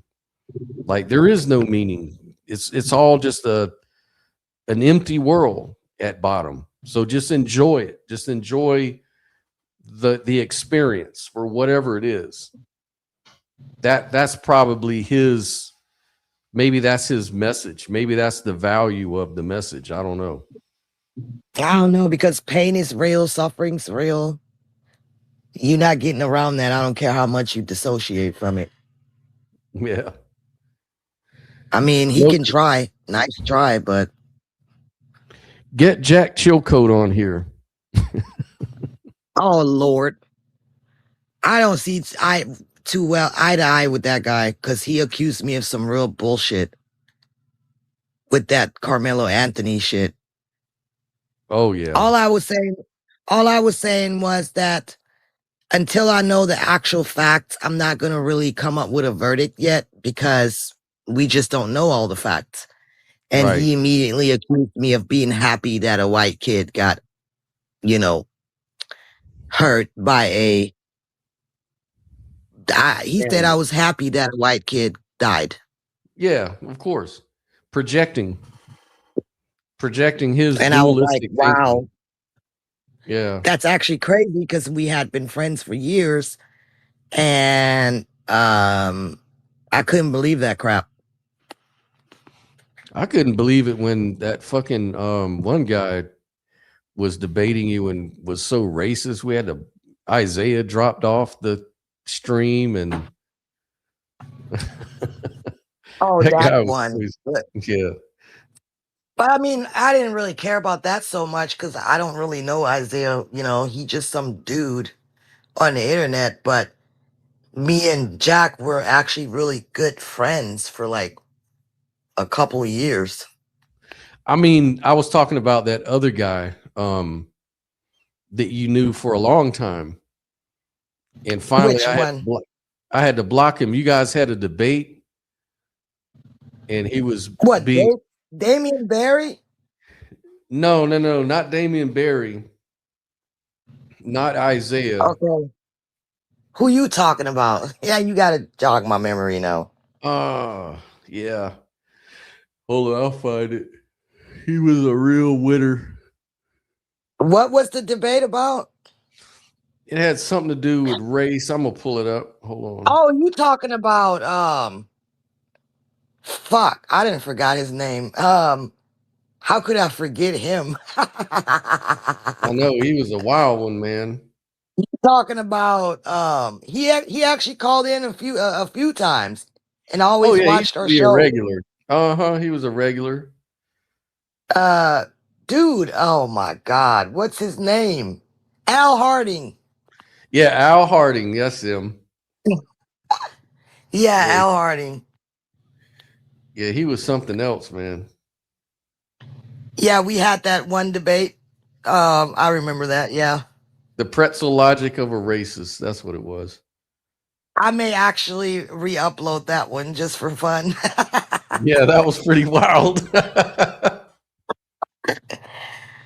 Yeah, that was funny as shit. Yeah, man. Yeah, we've had some crazy characters, man. I mean, I get those more than you for some reason. I don't know what it is. I know. Let me try to do something. Anyway, Scott, though, my shit's about to die and my phone is hot as hell. And that's why I had turned my camera off. But this StreamYard is draining the fuck out of my battery. All right, man. I'm gonna let you go. I got to get off here too. Objective Ethics has a show on right now. Maybe I'll jump in there and see what I can do. All right. Well, I got some cleaning to do today. So I'm about to get busy with the house cleaning. All right. Well, have fun. And Yeah, I'll try. yeah, I'll buy you a broom and a mop for your birthday. Oh, shut the hell up, Scott. Bye. All right. See you later. All right, guys. We out. Y'all be good.